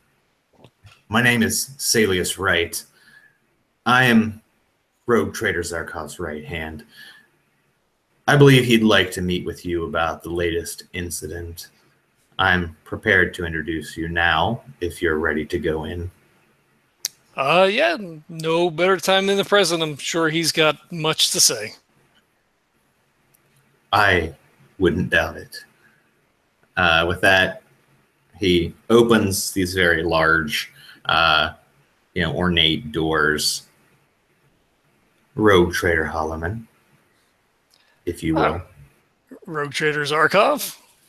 I wish we were meeting on better circumstances, but unfortunately we seem to have had a misstep while exiting the warp. I've given my navigator, and he gestures to the navigator, a thorough tongue lashing, as it were, as a token of my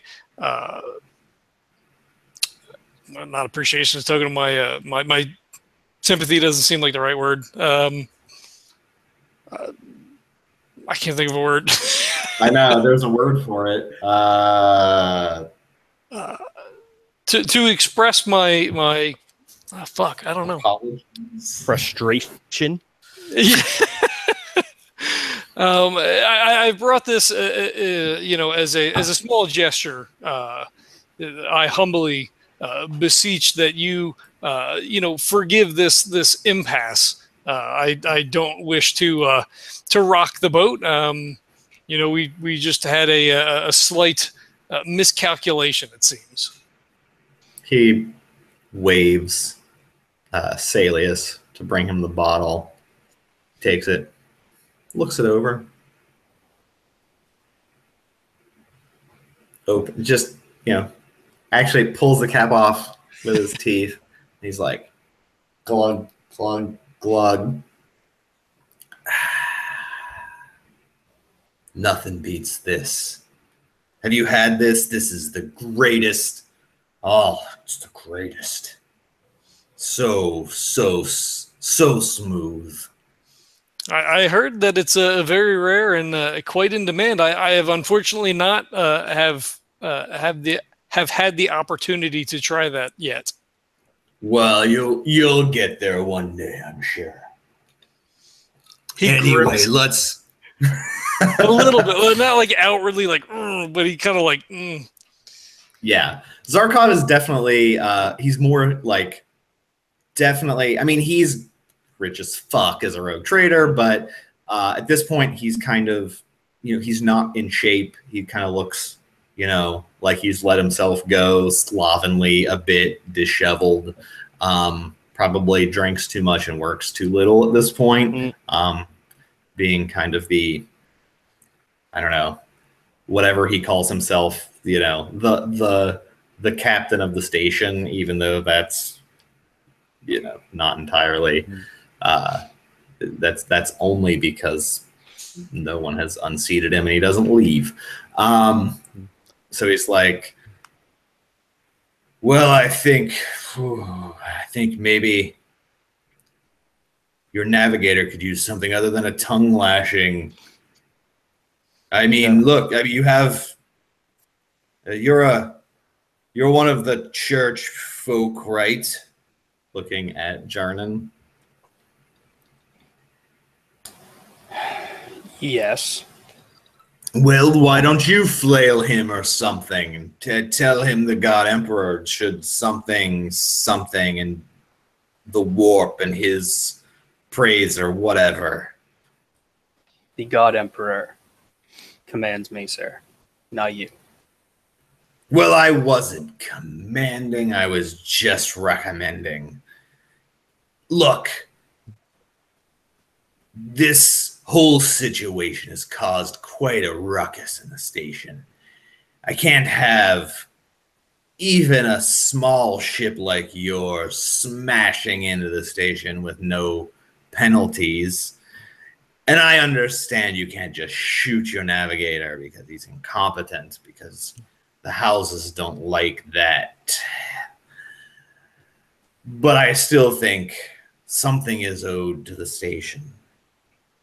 And at this point, can Kayne kind of take a large step forward? Sure. And kind of yes. bow himself. He will, you know, bow slightly, and as he comes up, he'll throw, and he'll also kind of make he has like a wrap around his face as well, almost like a scarf that'll fall down. And he kind of looks like almost like a cross between Art and Abe Sapien. Jesus. So he's okay. like, you know, pale, kind of jaundiced with like freckles. And he has kind of large eyes and a big brow. Just like slits for a nose, no ears, kind of a thin mouth. Wow. And then, you know, the closed. Yeah. And then the closed third eye shudders slightly when he throws the hood back. And real quick, I need Buddy to make a fear check. Ooh. It's a +0 willpower check. Oh, geez. Okay, let me see. I gotta see what his stats would look like. Let me see. That is. Sounds like you would have a real low will.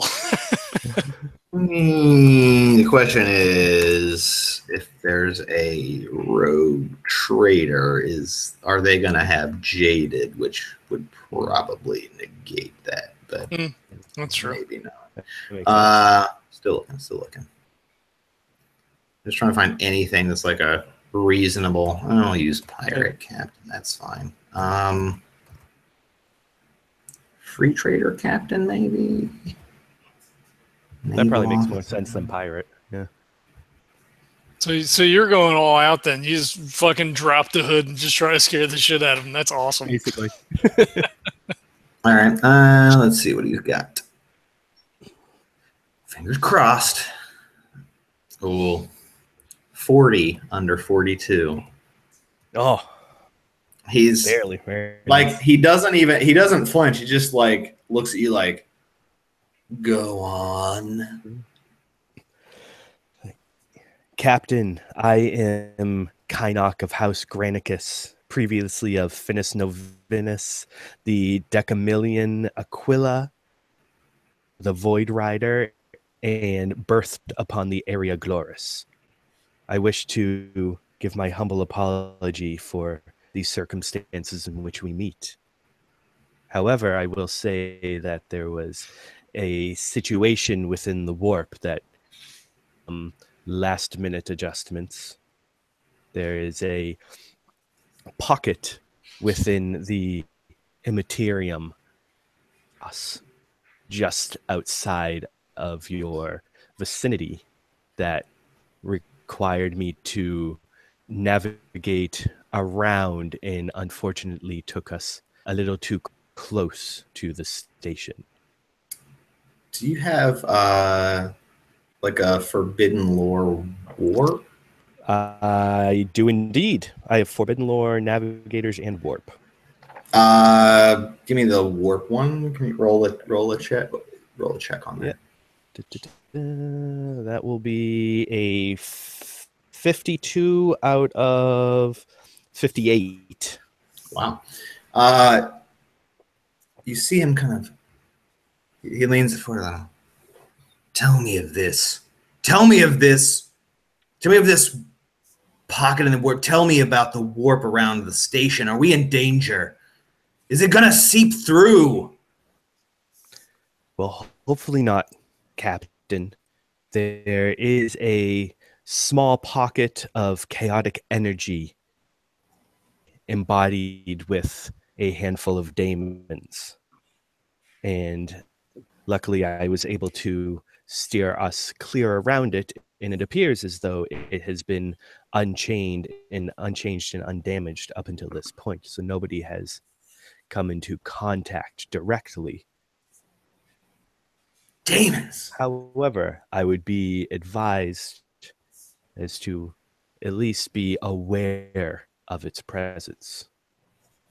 We must map this. I must get everyone on this. I must get a contingent of navigators to map this pocket. This is too dangerous. What if it slipped through? What if there's a weakness? What if it's on Footfall? What if they invade? What if a demon shows up on the station? Luckily, as nobody has come into contact with it, possibly I am the first to run across this pocket. So I would be more than happy to give you any data that I have upon it. I'm not gonna make you make a deceive because he's not gonna know. He doesn't know anything about warp stuff. So you already did. You have a forbidden lore check you passed. So he's like, yes, we need this. I must know. This is too dangerous. All of Footfall may be at stake. Please, I will have you meet with my I'll have you meet with my navigator and as well as all of his subordinates. You must tell them everything you know. You must map this. We must warn all of the ships coming through Footfall. We have too many ships coming in. What if more come through? What if a demon slips through with them? This is chaos. This is madness. We cannot have this. I mean no offense, Captain, but as none of your navigators have previously recognized this this small bubble, I feel as though me and my apprentices would be better off taking care of this alone. I shall create a map and chart out what is necessary, and I can surely pass it along to your navigators. However, as I said, no offense, I feel that my team would be better suited to taking this on. No, perfect. Yes, you do it. You've seen it. Have you seen the? You've seen the pocket. You've seen it with your eye. I can see it now. He shudders a bit. Well, seems you have information that I need. I suppose I don't have to charge you for any damages and trouble that you've caused. However, I need this map within a week. We cannot have another incident, and if you are the only one to have seen it, perhaps you would like to be my navigator. Venari just narrows his eyes at him. I have wealth. I have fortune. Look, I control this station. You could be mine. You could lead my. Forget mine. He could be your subordinate. That is very kind, Captain. However, I am on a much larger journey, and I fear that the stagnation upon a ship would corrode my connection with the immaterium. Might I add, perhaps that is what happened to your navigators as well. They have become too relaxed in this world. Ooh, give me a... Oof. Give me a fuck you check. Yeah, is that a fuck you check? Is that damn? That's a good one.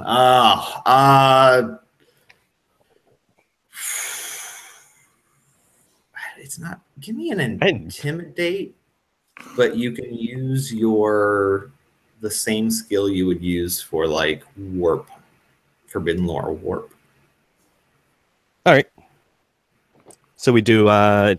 Would it be for the forbidden lore or for actually navigation and everything? Basically, all just intelligence. Yeah. So give me that, but it's gonna count as like a social check, but it's based on your kind of clout in that area of expertise. All right. All right. 78 out of 48. 3 degrees of failure. You insult my navigator in his house? Even after I compliment you and invite you in to my dynasty? I don't know what to think of you. Or this crew you work with. As I said, Captain, I mean no offense. Just everybody needs to stretch their legs every once in a while. Well, no offense. That works just the same. But the Heretics Bane can go fuck itself. How about that for no offense? No offense, but you're all an incompetent crew of cretins. How about that as no offense?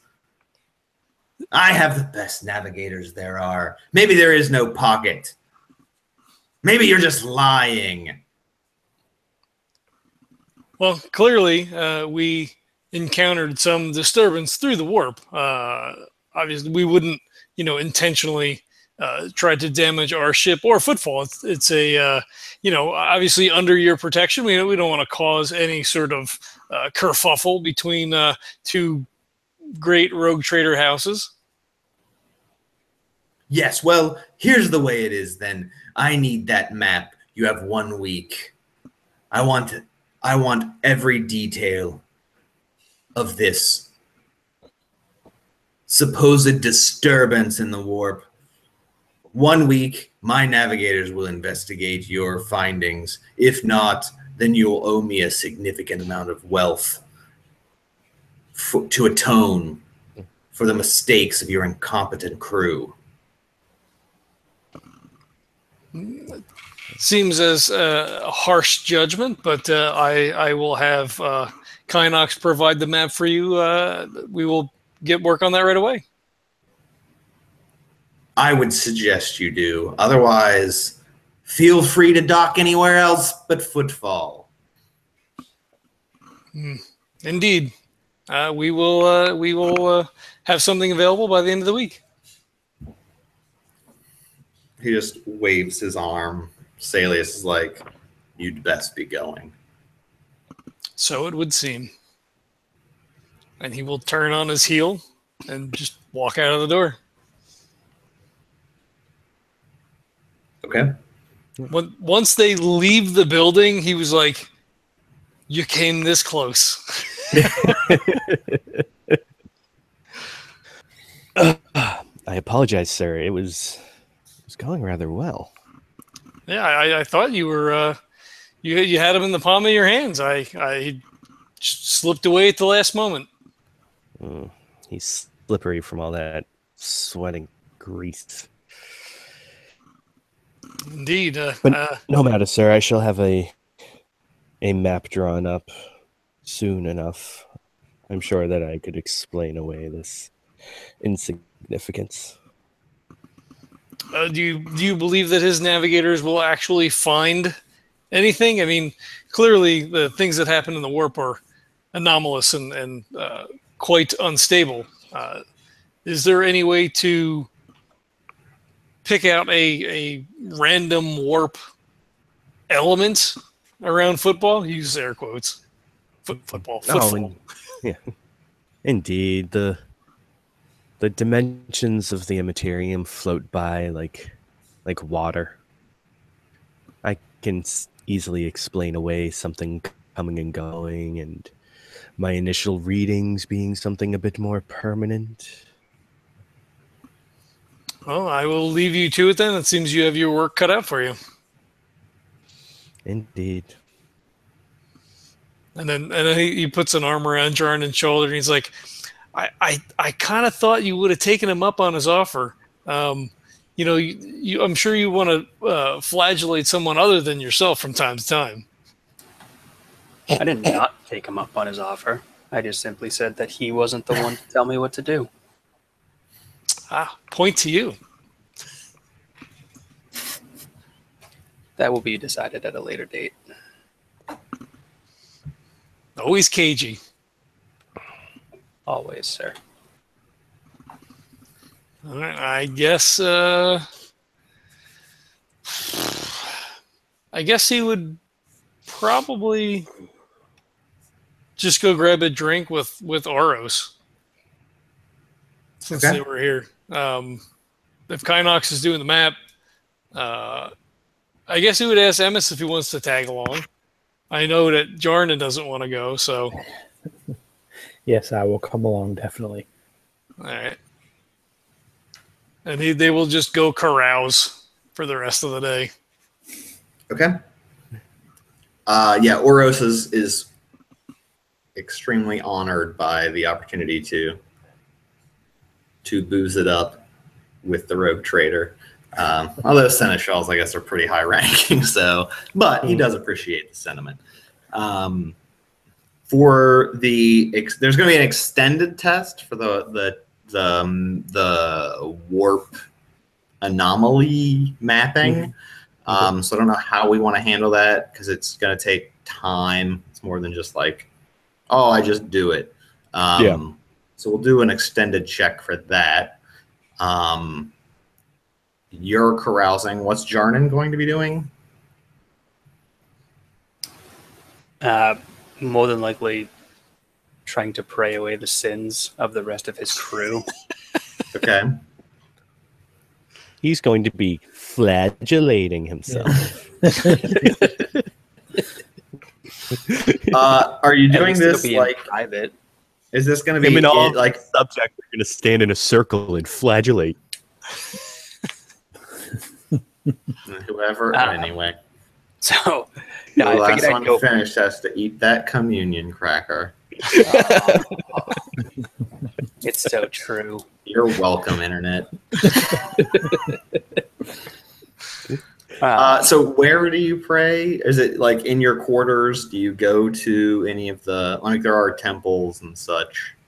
yeah, there was a temple on Footfall that I went to before Yeah. and kind of like started to kind of set up a relationship with one of the head guys there. So I figured I'll go back there Okay. and not even like, I don't even plan on talking to the guy. I just want to show that I'm, diligent in my praying whenever I'm there. Just Okay. to have him to kind of keep him as a resource. Okay.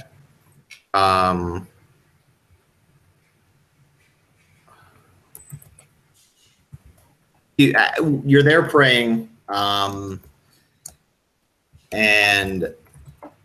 while you are like normally, people leave people to their own,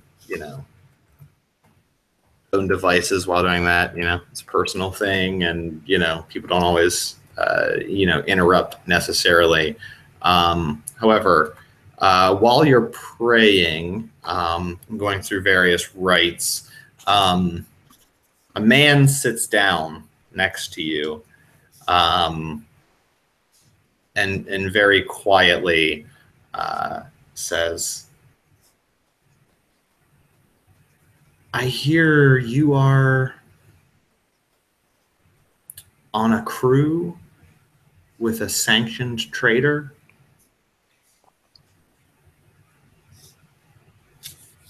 To Jarnan. Jarnan's eyes are still closed and he's talking under his breath. Okay. There are rumors that this traitor deals in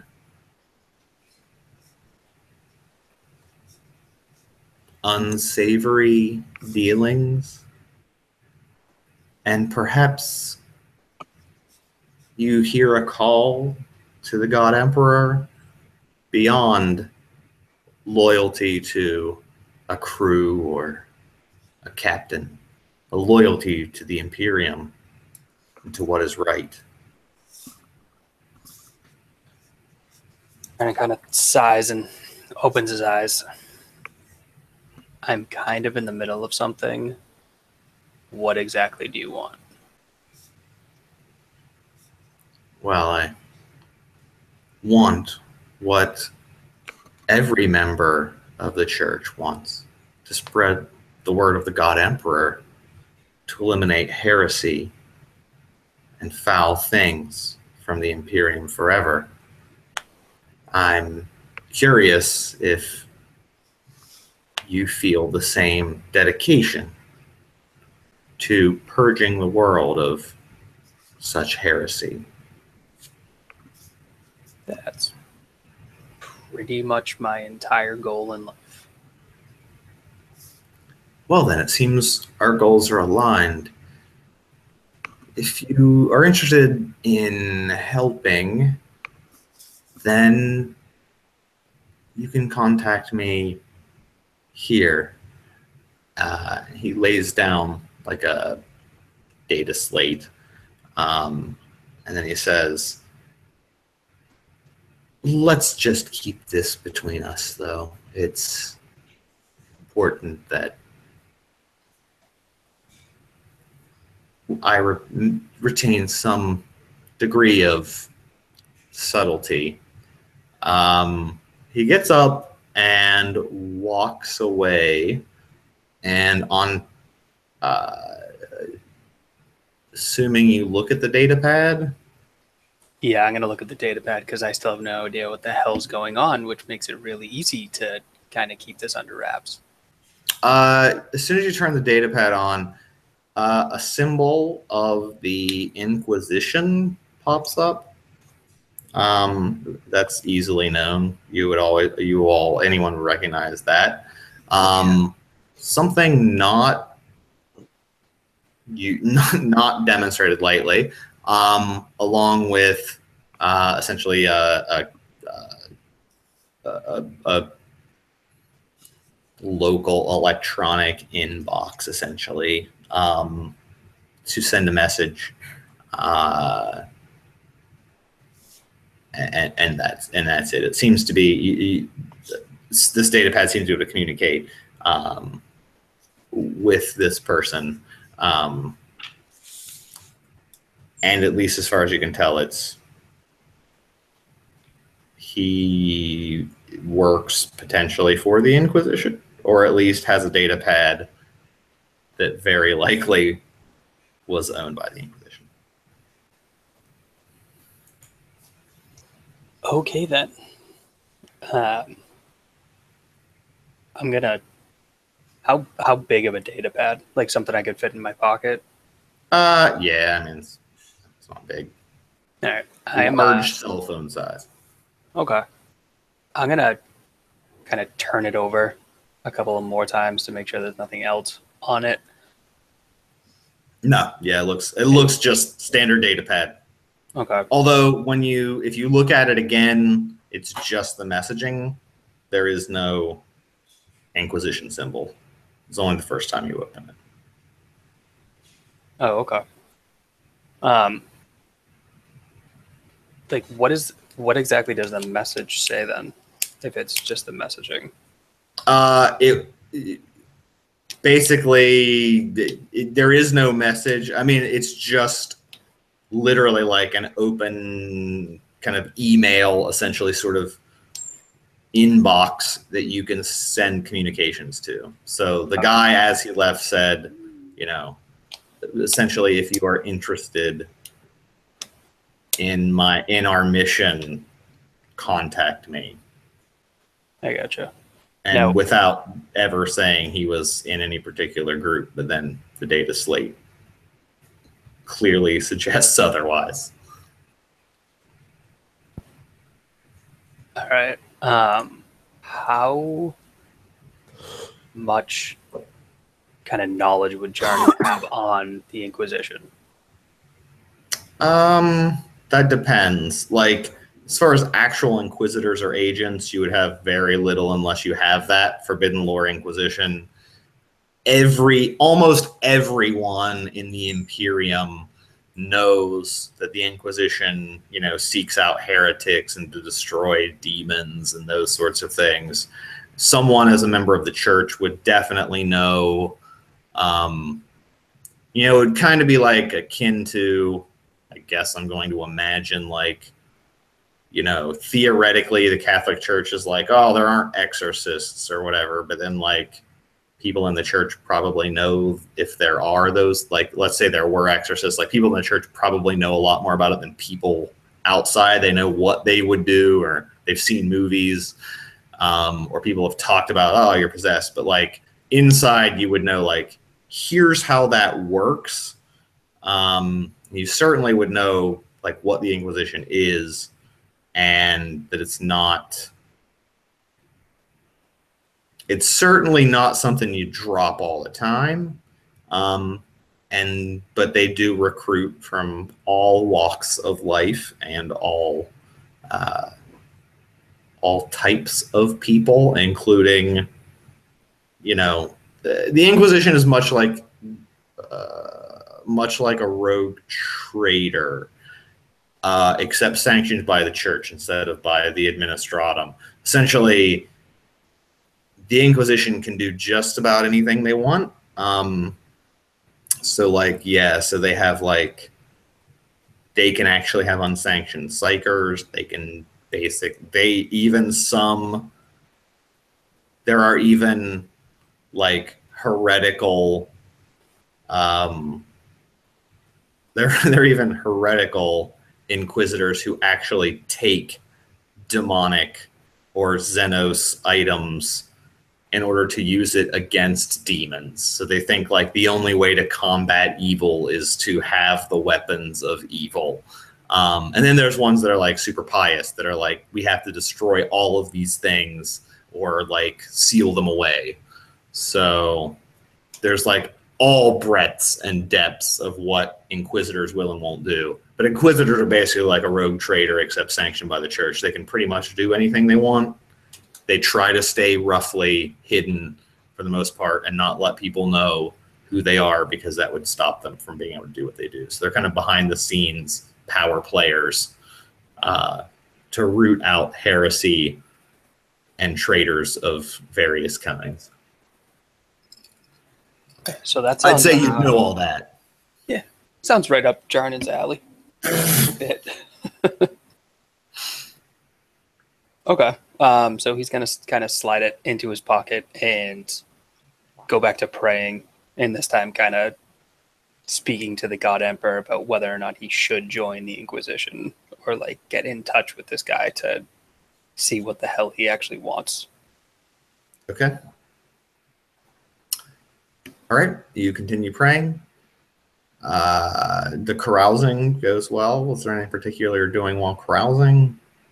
No, his mindset is because Oros is kind of like off to his own devices. He's got himself a good little spot worked out for himself now. He's like in a position of power, like more so than generally would be maybe for a seneschal. Like, I don't know, is he running the black market thing, or like, yeah, because he put himself in the other guy's position, like he was able to work.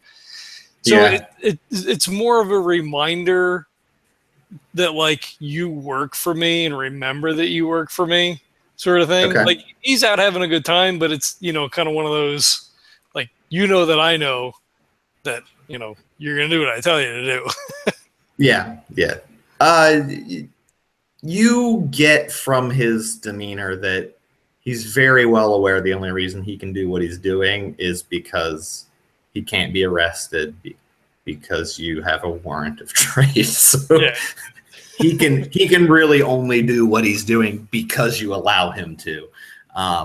So yes, he doesn't seem to have, he's not too big for his britches on most of those things. He seems much more humbled to be carousing with a senior, like with the rogue trader and like his senior void master, as like, wow, I appreciate that you appreciate my work kind of situation. That's the read you get on him. Okay. And then the flip side is that other people then see Oros with me. So, people that can put two and two together know that he works for me. So it's like, oh, he's actually gives a shit about the guy who's doing whatever he's doing for him, sort of thing. So it's kind of like working both ends of okay. Yeah. Okay. So and he's just fucking around. I mean, he's just drinking and Yeah, I think from my standpoint, I'm just drinking to oblivion because the shit got all smacked up, and it's kind of a wound against me. So I'm kind of bummed out that it took a bunch of damage. Now I'm just trying to ignore that until it all gets fixed. So yeah, and it's pretty substantial damage. I mean, it's not critical systems or anything, but like it will take a while to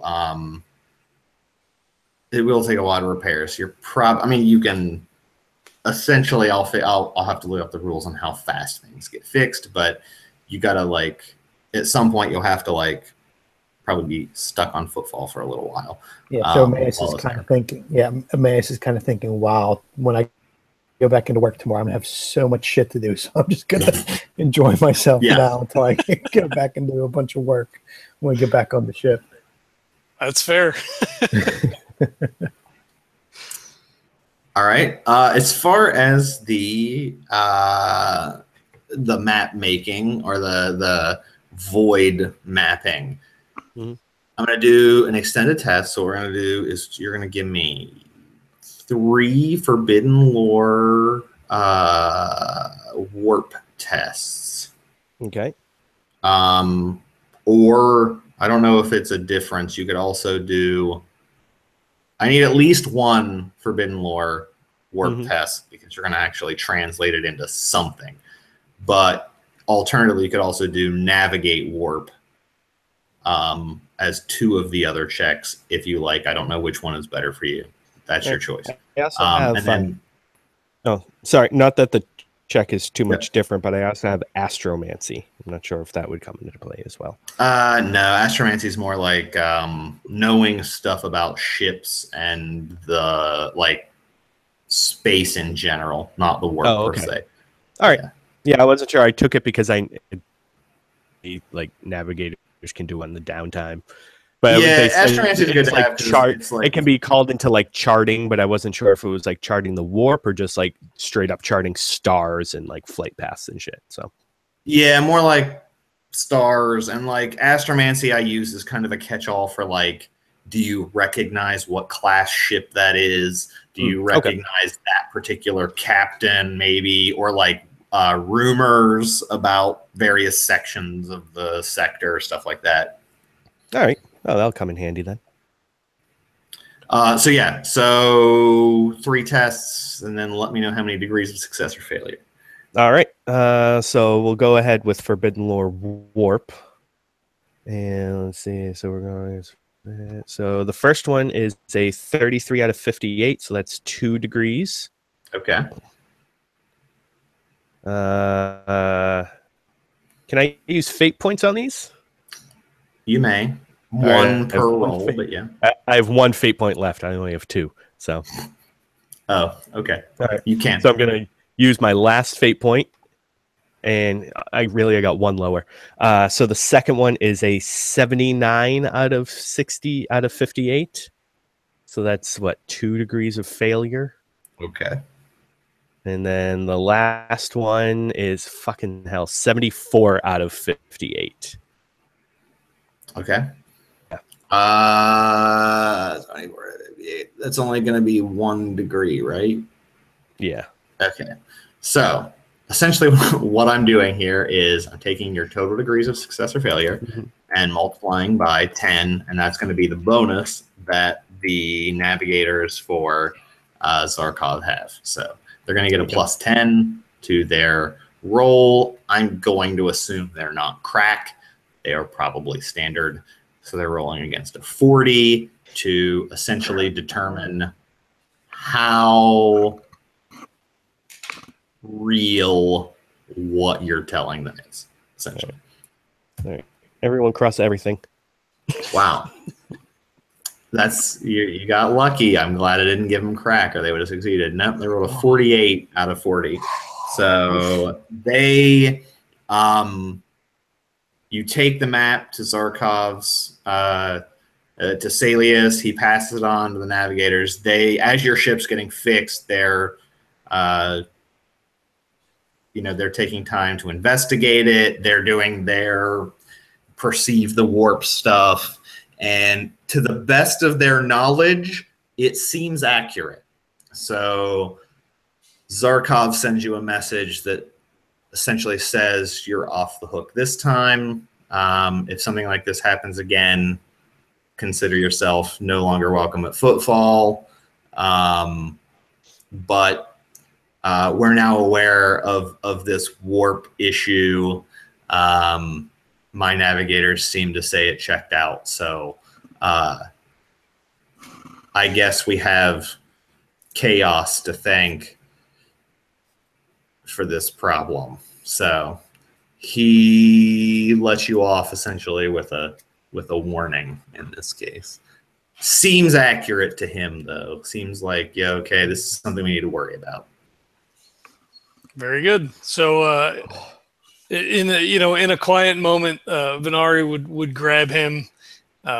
He'd give him, if he's a drinker, he would give him, a glass of the really good Amasec that he had, and she'd be like, "You did it. I had my doubts, especially the way you navigated the ship, but you were able to pull it off. I got to give credit where credit's due."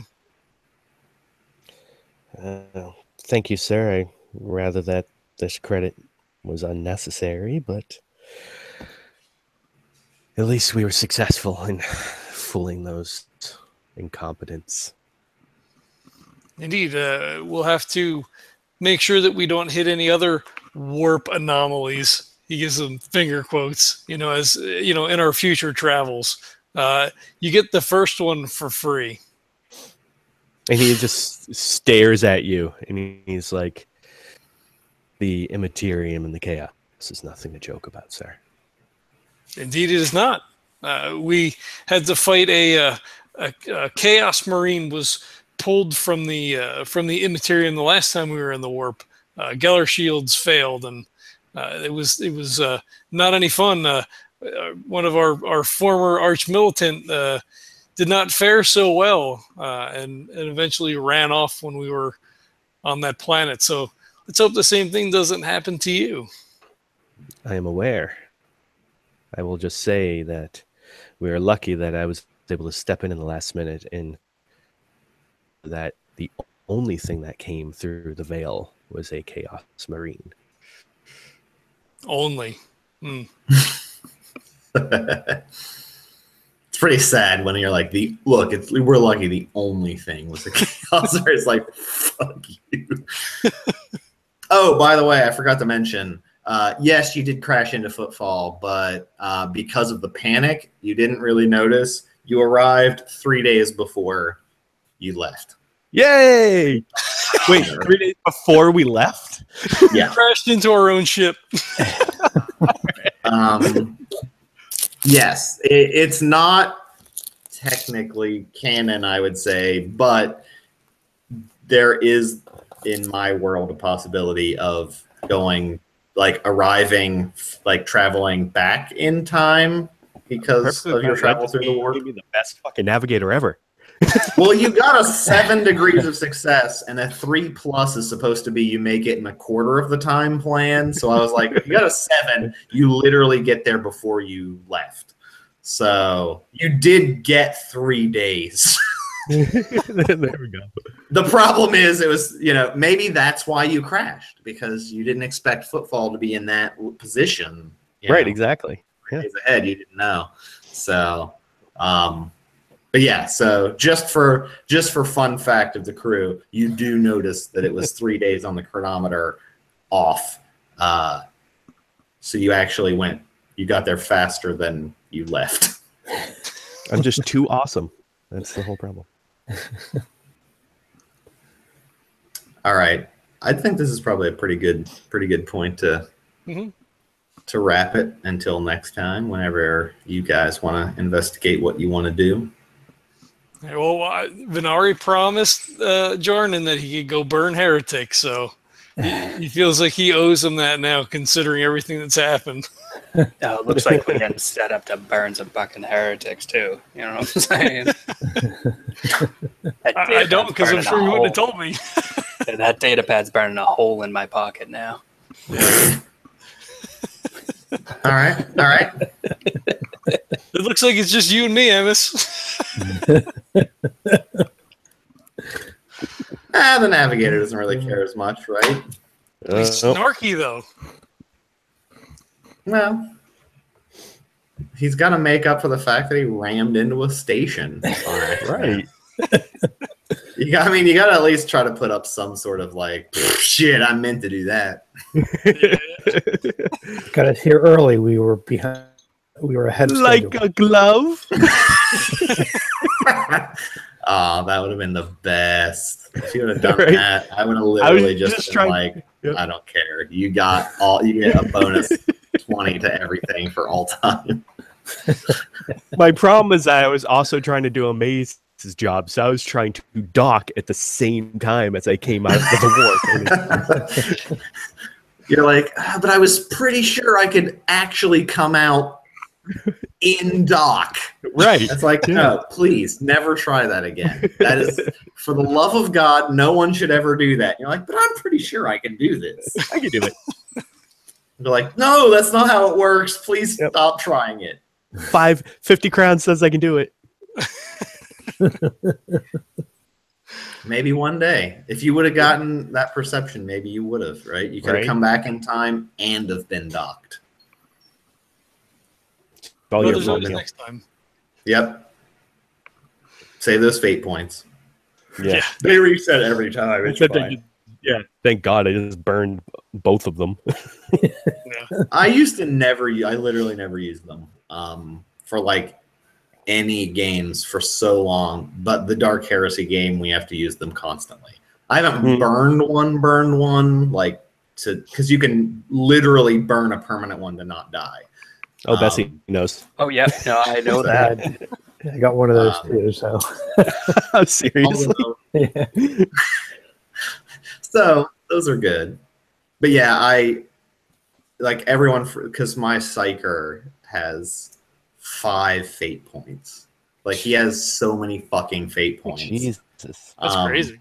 But it's because it was because of the path. But it was basically grew up on a demon world, didn't die, was possessed and exorcised, still didn't die, is a Psyker, wasn't killed. So it's kind of like literally the Emperor for some reason is keeping you alive through sheer, like, I like you, I'm going to manipulate fate to make you not die constantly.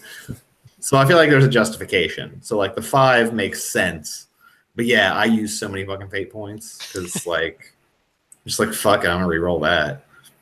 Well, because your stats in Dark Heresy are so terrible. Especially like at first level, you're like, you hit once in a while.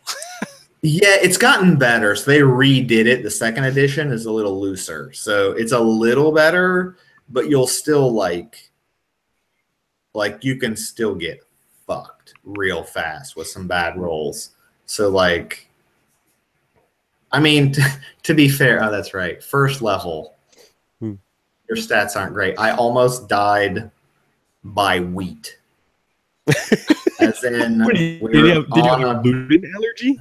Like, we were on a planet and they were farming and someone was trying to stop us from investigating something that was going on, and they shoved a stack of wheat bales on me, and neither me nor my other player character with me could pass a strength test to lift it off me, and I literally almost died from it.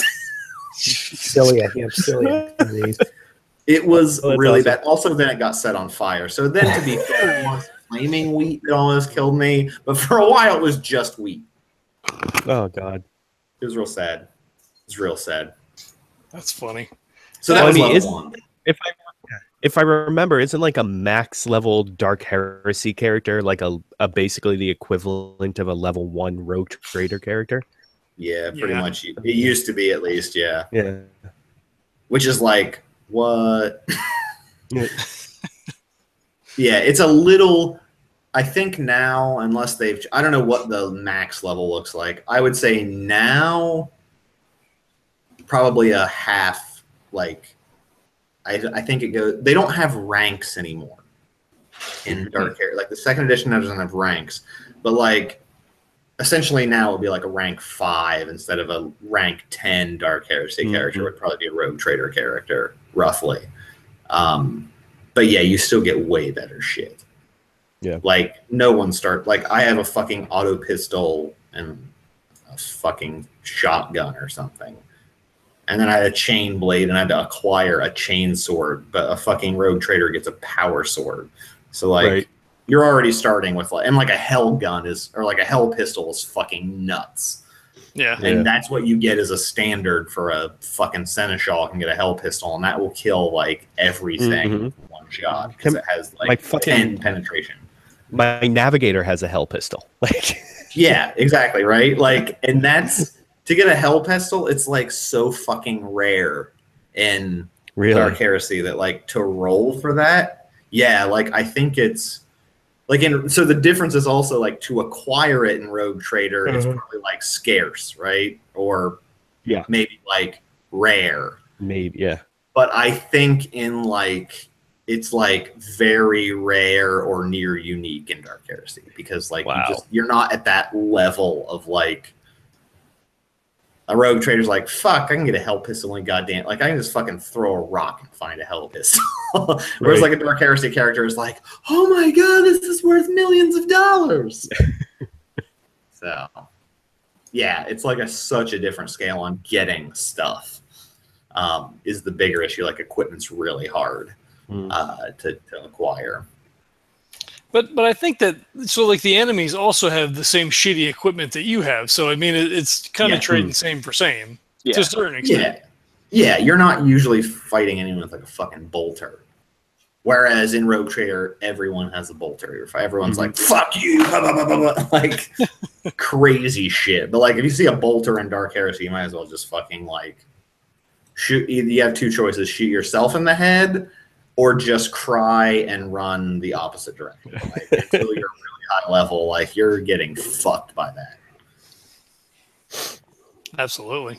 I mean, to be fair, we fought a demon host 2 games ago, and it was unconscious, and I attacked it twice while unconscious and prone with a chainsword, and it did 0 damage total out of the 2 hits. And it was a, like, this is the hit. Like, I cannot do damage to this thing with a chainsword.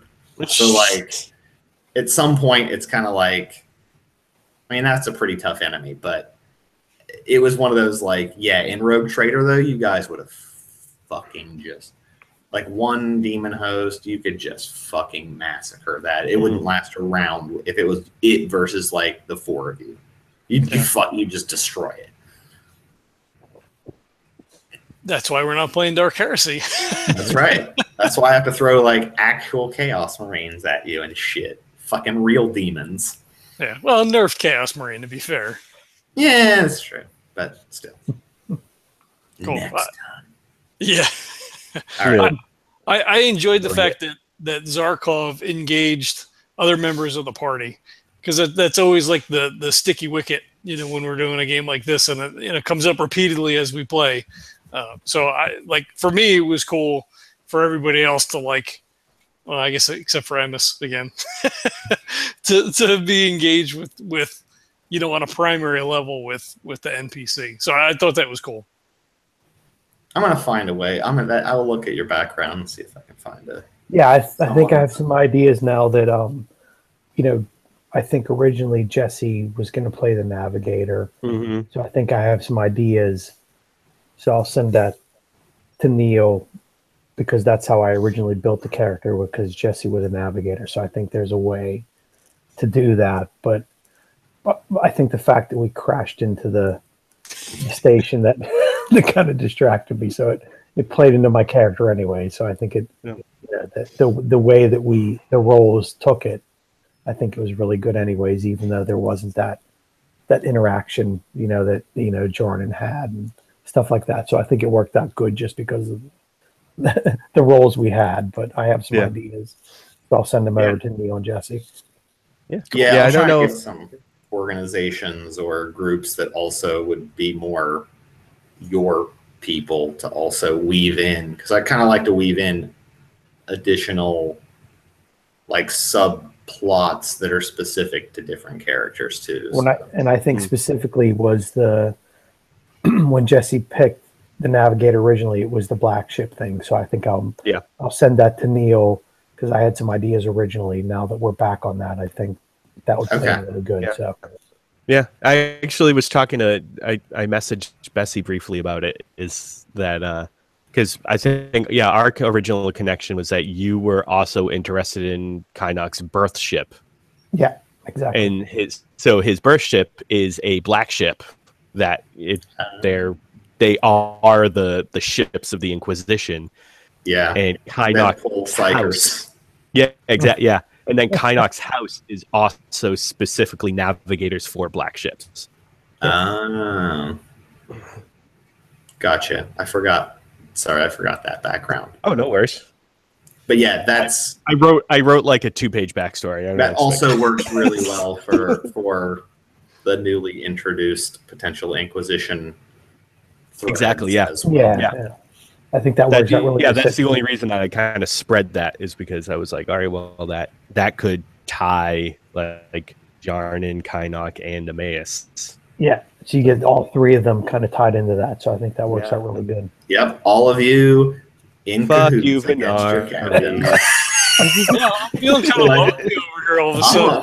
I'm a fucking burn this heretic at the goddamn stake, guys. The three of us are gonna mutiny this fucker. Well, if Jesse rolls like he rolls, then Kynox will just wet his pants and cry. Two amazing rolls, and then I'll crit fail the third. Yeah, at some point you guys be like, let's mutiny, and then it's like, oh, I rolled 100. The crew kills all of us dead. They really like the captain. It's like, oh fuck, 10,000 people murdered us all. Okay, I'll be done in 2 seconds. Yeah, no, that's. Well, it's interesting. It's interesting to see what all that plays out now. I have some ideas of non-mission-y type things. So yeah, we got stuff. So no, that's definitely cool. I like that twist, and it's funny. I completely enjoyed the way the session played out, but I was thinking Port Wanderer, and I always get the two mixed up because you wanted to go back to talk to Talon Tracks, and then you're like, oh, you crashed into the station. I'm like, fuck, I said Footfall, didn't I? God damn it. Yeah, I forgot that he was on. Yeah, I forgot also that he was on Port Wanderer and not Footfall. But yeah, whoops. It happens. That's okay. You would have crashed into Port Wanderer otherwise. Yeah. That would have had more armor, so that might have just destroyed your ship. I think Footfall was probably the better choice on that one. I guess that's true. Probably a little more interesting for Footfall, right? Because the Rogue Trader is a little more at his whim than it is like right. If it's Port Wanderer, it's just gonna be some fucking administratum douche that's gonna paperwork you about something and codes and blah, and then you're gonna be like, I got a warrant trade. Half of the session of Venari filling out paperwork. Yeah, triplicate. Sign here. Yeah, you have to sign this affidavit. I need a statement about this. I need to say that you did this. I need to do this. Like sigil stamp here. Yeah, like it would just be like, it wouldn't be like a personal thing. They'd just be like, well, whatever. I'm a bureaucrat and I have to make you do this stuff. Yeah, no, definitely. I thought it was fantastic, and I'm glad it played out the way that it played out. But it's not really not where I wanted to go. I mean, at some point, I'm also, be interesting to see. I mean, I don't want to do hand wave Zarkov just leaving, but at some point, I'm like, you guys could try to get rid of him, or find a way to make him have to leave or whatever. So at least it's a free station again, whatever. But Yeah, I had briefly considered potentially poisoning him when he chugged out of the bottle. I was like, because I do have another bottle. That would have been interesting, actually. Yeah. So I've got that in my pocket for now, I guess. I don't like if we're off the hook and he didn't push stuff with the other, with the artifact and all. I probably just kind of let things lie for now. Yeah. But yeah. We'll see what happens. Yeah. All right, awesome. I guess we'll do emails and all that kind of stuff, and we'll figure out a new. Neil, are there any Sundays that are not good for you for Fear? Because I always like to try to get that scheduled first. I mean, the first November 5th is like out for sure. Okay. Actually, next week I have no markets, so that one's actually next week is fine. Well, next week we're already scheduled. The 29th we have a game. Oh, we do? Oh, it's Halloween. Okay. What? I don't remember, man. Okay, well that's cool. And then I have markets the first 2 weekends, but other than the 5th, where I have improv, it's hard for me to do market, improv, Fear. So every other weekend looks okay. Oh wait, no. 20th I can't do. Okay. I will be in West Virginia. So as far as I know, that one's probably the only one that's, I'd say the 5th, and the 19th I'm out. Okay. I will make everything else should be. Is that Thanksgiving? Is that the Thanksgiving for that weekend, or? 19th is the weekend before Thanksgiving, so that was really cheap flights. So then the weekend of Thanksgiving would be the 26th for Sunday. but I'm free then. I'm not going anywhere for Thanksgiving. So. Okay. Sweet. Well, thanks for running. Thanks everybody for playing. Again, is another fun session. Thanks for watching. If people are still watching. Yep. Sky Jamming 20 is still hanging out. Sky Jamming. Eagle scream. That's your new sound effect. I'm gonna find a way to generate that so every time John mentions your name, you're gonna get a sound effect. Little fun fact, almost every time you hear an eagle scream, it's actually a peregrine falcon because eagles make more of a chirping sound. Well, there you go. Well, you know what? My life is a lie now, and I'm going to kill myself because all of my dreams have been destroyed. Although I did love peregrine falcons, and I wanted one ever since that. But whatever that book was at my side of the mountain, and the kid had a peregrine falcon to hunt. God, that was cool. Yes, it was. Because I wanted one too because of that book. Falconry, baby. It's not from Go Diego Go with the peregrine falcon.